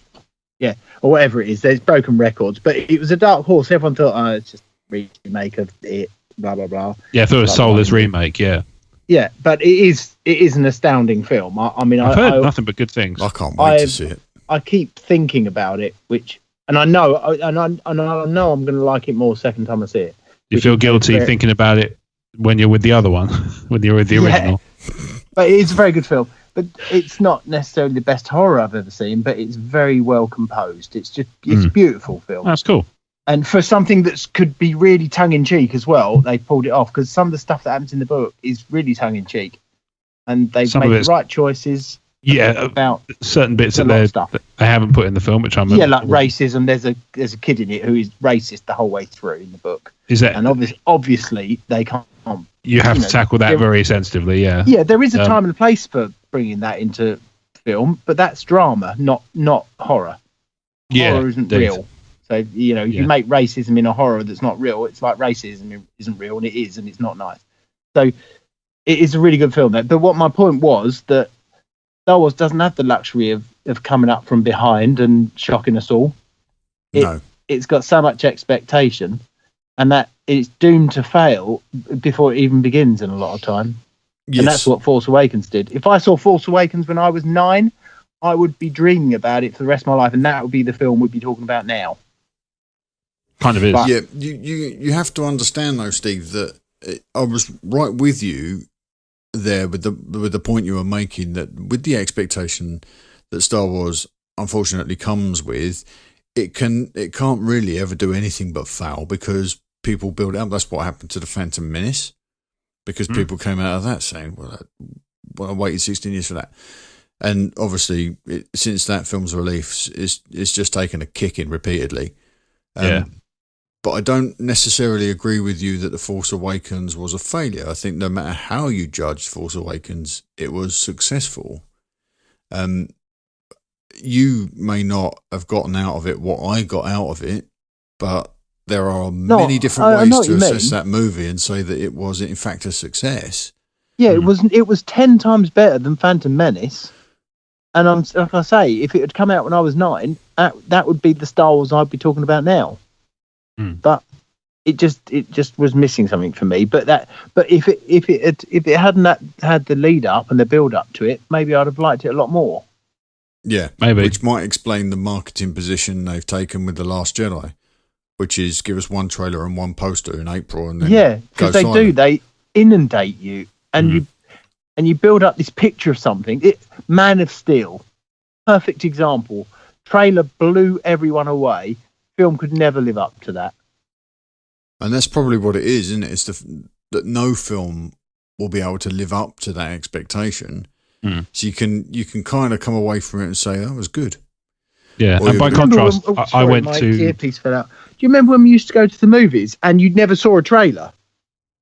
Like, no. A lot of people won't remember this, but you queued up every Saturday and you saw the film that was on, and you either it was pants or it was the most amazing thing you've ever seen. Yeah, I remember those days. And I can remember coming out of the movies so many times. Clash of the Titans, I mean, they're not good examples now, but when we were young, it was like... How were you aware of what you wanted to see without any kind of trailer? You saw a poster. I would wander into the foyer of a cinema and just look up and see what was on and just buy tickets for that. But that's random selection. But I would never do that. I mean, everything I saw, I had a small understanding of what was coming my way. I remember going to the movies. Even if it's Barry Norman, I would, I'd make the effort to find out. Do I really want to? Yeah, I want to spend my £5 or £6 on that, and let's go. What was the Abominable Snowman? Or the Yeti one that was on. It was really good. Henderson's, Bigfoot and the Hendersons. That was a good film. But I went to see that once, and it was full up. So we went, oh, what's this one? I don't know what it's about. Inner Space. Went in there. Oh my God. We were like, this film was amazing. It's got a lot of this, isn't it? Produced by Steven Spielberg. It is, yeah. But I think most people saw those directors VHS, didn't they? Circling back I didn't to know what that was about. yeah, circling back to Steve's original point. I think there's probably some truth to that because I mean, going back to the Man of Steel example, I saw that years after with no kind of hype building around it because obviously it's been and gone, and obviously it's been run through the mill a bit, and I actually quite enjoyed it because I didn't have that weight of expectation on me. Yeah. Yeah, I think there's an element Prometheus, another example. I've seen that several times since, and it's not a bad film at all. Yeah. Because of the build up to it, we were it was billed as being Alien again, and you expected Alien again, and it wasn't. It was something different. I still need to see that. That did have some significant flaws, that movie, but I do get your point that the build up for these things can sometimes create an expectation. We are a part of that, even if we're only doing it for us. We're building our own expectation for this thing, and unless you're built of the stuff where you can say, like you said, Steve, I am willing to be wrong, as long as what I get wrong or what I expect is surpassed by what I end up seeing, which is sometimes the problem, right? Which is exactly the problem with something like Prometheus. And reverse can I just add, Steve, using your Prometheus metric, watch The Force Awakens tonight. No, I don't want to watch it. I know this sounds really bad. I don't enjoy The Force Awakens every time I watch it. I've kind of Rogue One. I could watch Rogue One again and enjoy it, but I've gotten everything I can from The Force Awakens, and it hasn't got that romance for me like Empire does. I could sit down and watch Empire now quite happily, and I would be excited watching it. That's fine. At least you've still got some Star Wars, and that's the most important thing. I have issues with at least one of the prequels that I enjoy a hell of a lot less than the rest of the movies. I just steer clear of it. So Jedi is still my favourite. I know we've been here a lot of times. I love Empire, but Jedi, if I had to watch a film, it would be Jedi. I love it. Ewoks included. Never mind. But all right, they're not my favourite, but I will enjoy them. One last piece of news to discuss very briefly, and then we're going to wrap this up. Steve, microphone. Yes, Steve, can you not breathe, please?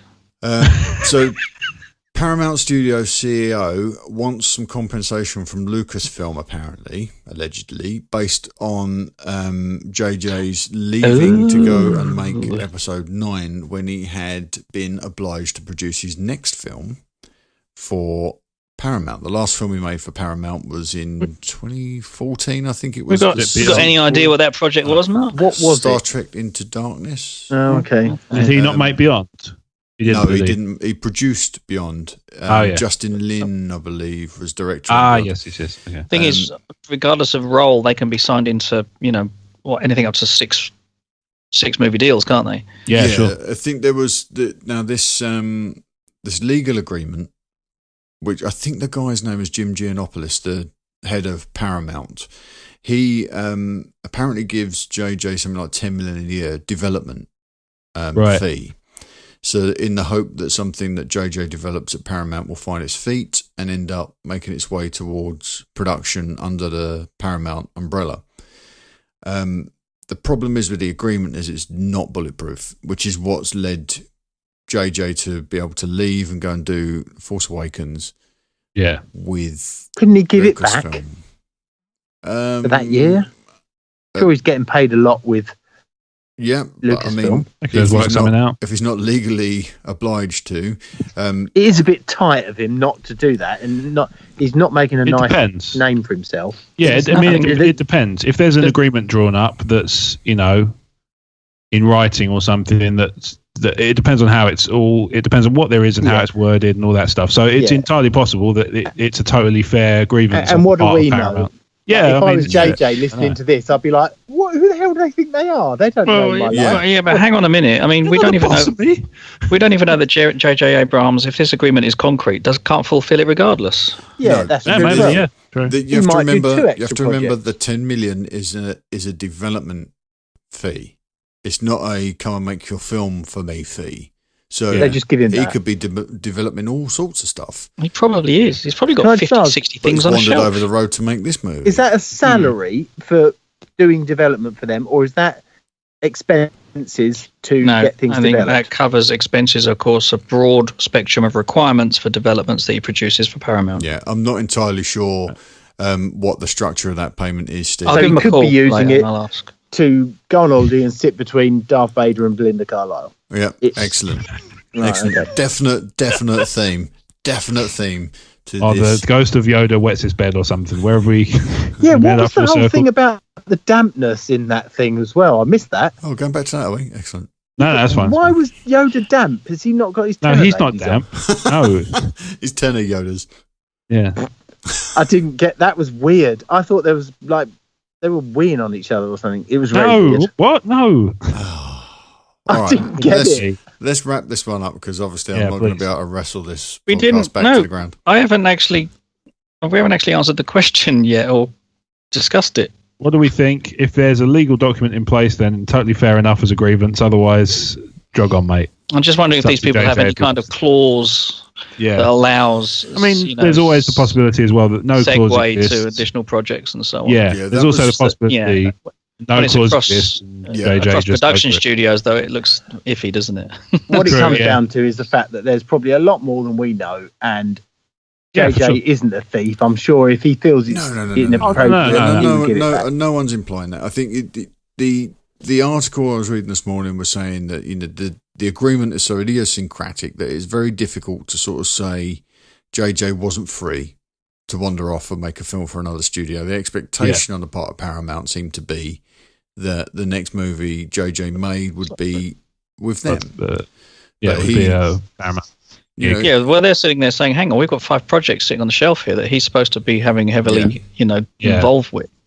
And JJ's like, "Well, actually, I kind of want to direct this." Yeah. So Paramount have said, "You're kind of reneging on the deal. It's not any money he's getting per se, but it's certainly development money for projects he was supposed to be involved in." yeah. Poor form, if But nothing it else. does remind me of. It does look a bit Potentially, yeah. sour. It does give potentially. me a positive spin on the whole Star Wars thing. I mean, that we haven't really touched on, in that JJ is a Star Wars fan, and that might bode well for episode 9. It does And actually he does press the know- passion button.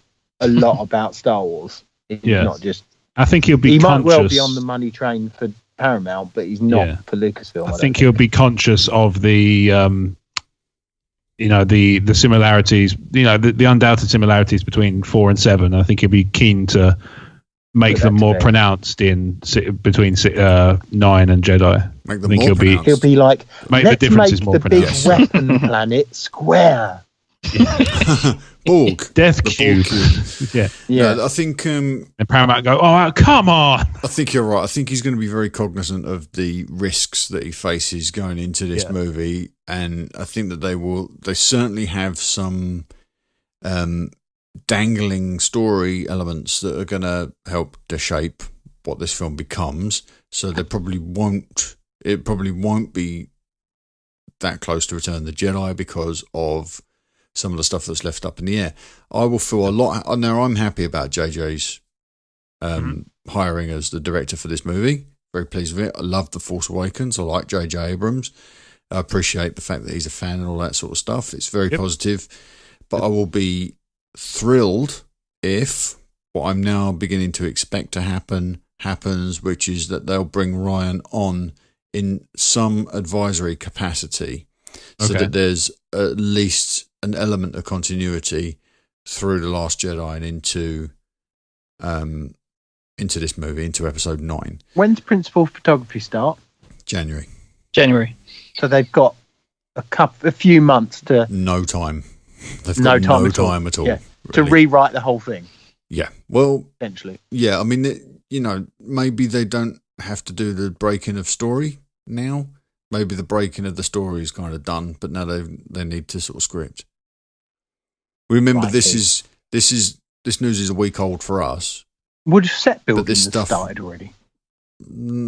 Maybe not. I mean, Well, that's probably been discussed in pre-development and pre-production. pre-production, probably design and what have you. But I don't know if they're going to, because obviously Ron's still there, isn't he? With so there's going to be a lot of that crossing over of schedules now.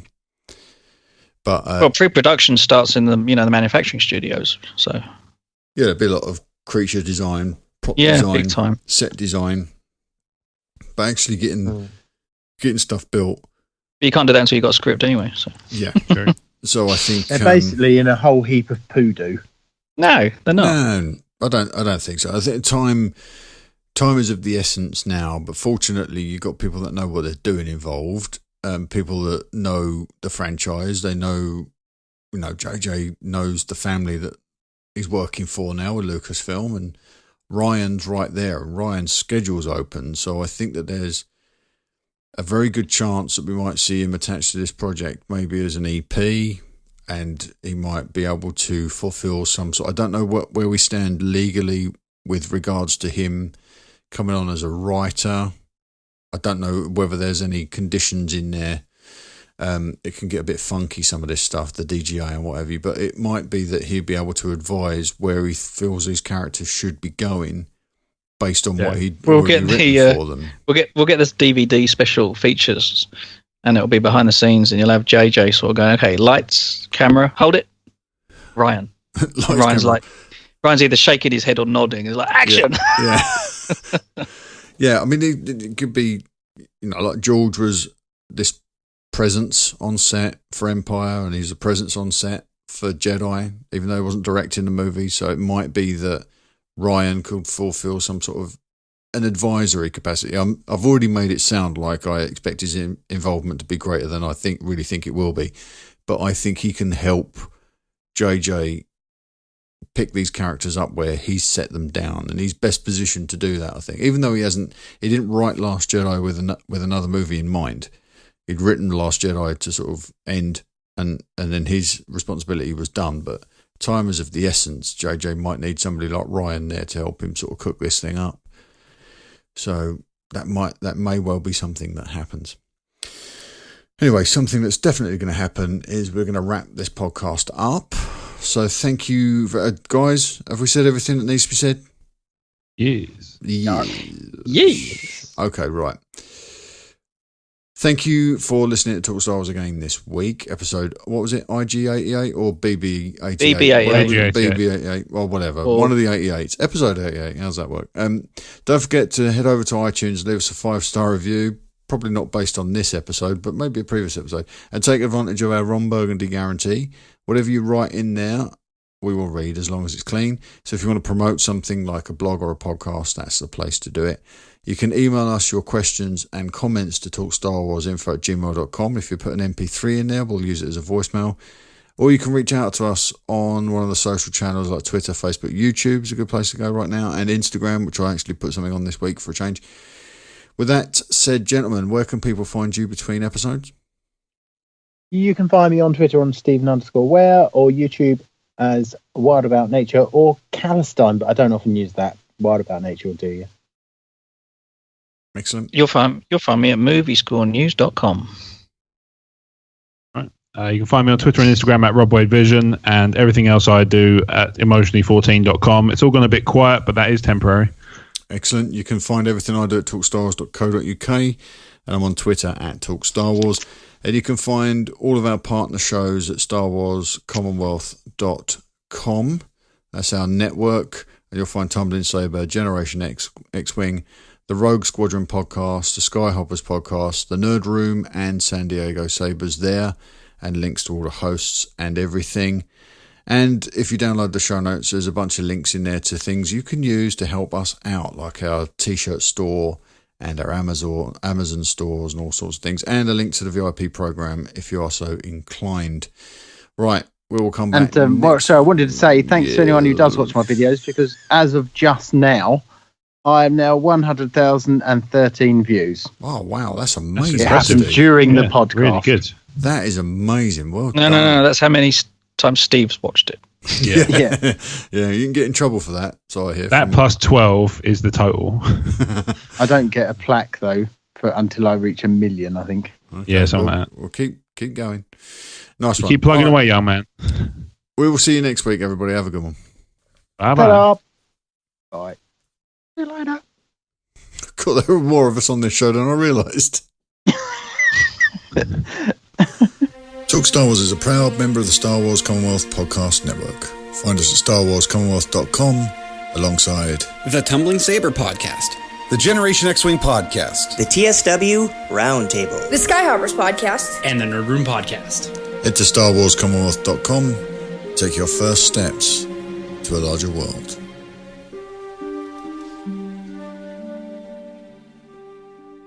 It's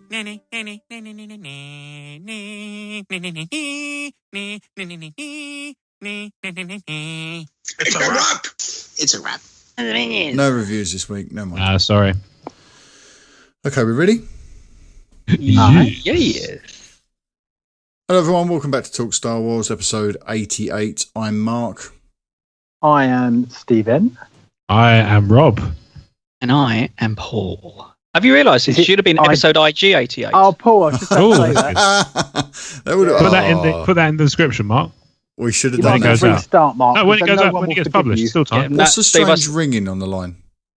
That's Steve. Might be my washing machine. Yeah. Right, Rob. Hang on. Does it go away now? Have you been demoted to utility room again? Did it go away? When you speak, Rob, speak for me. I'll speak for you. Speak for you. Just don't tell us that joke There's again. there's like a strange There's a echoey sort of ring in the background. Is it getting worse? Shall I go mute? Let's all go mute and take turns. Yeah, Paul go mute. Steve go mute. Hang on. Yeah, go. Right, Rob, speak to me. Yep. What do you want me to well, yeah, I'm pretty sure it's me. Yeah, what is it? It's the washing machine. Oh, shit. Okay. It's got, hang on. But it's got 5 minutes. Don't wash clothes and stuff. No, so let's start again and Mark can use the IG-88 joke. There you go. Okay. Episode IG-88. This joke was brought to you by me and nobody else. I write all my own material. Attaboy. Right, okay, let's just ignore Rob's washing machine for like 5 minutes. 5 minutes in. All right, here we go. All right. That's my view. Nice. Mark Hamster. Mark Hamster. He's going Mark nuts. Hamill. Mark Hamill. Hamill Hamster. Right, That's here we go. enough. Are you from Hemel Hempstead? Are we going to do this or not?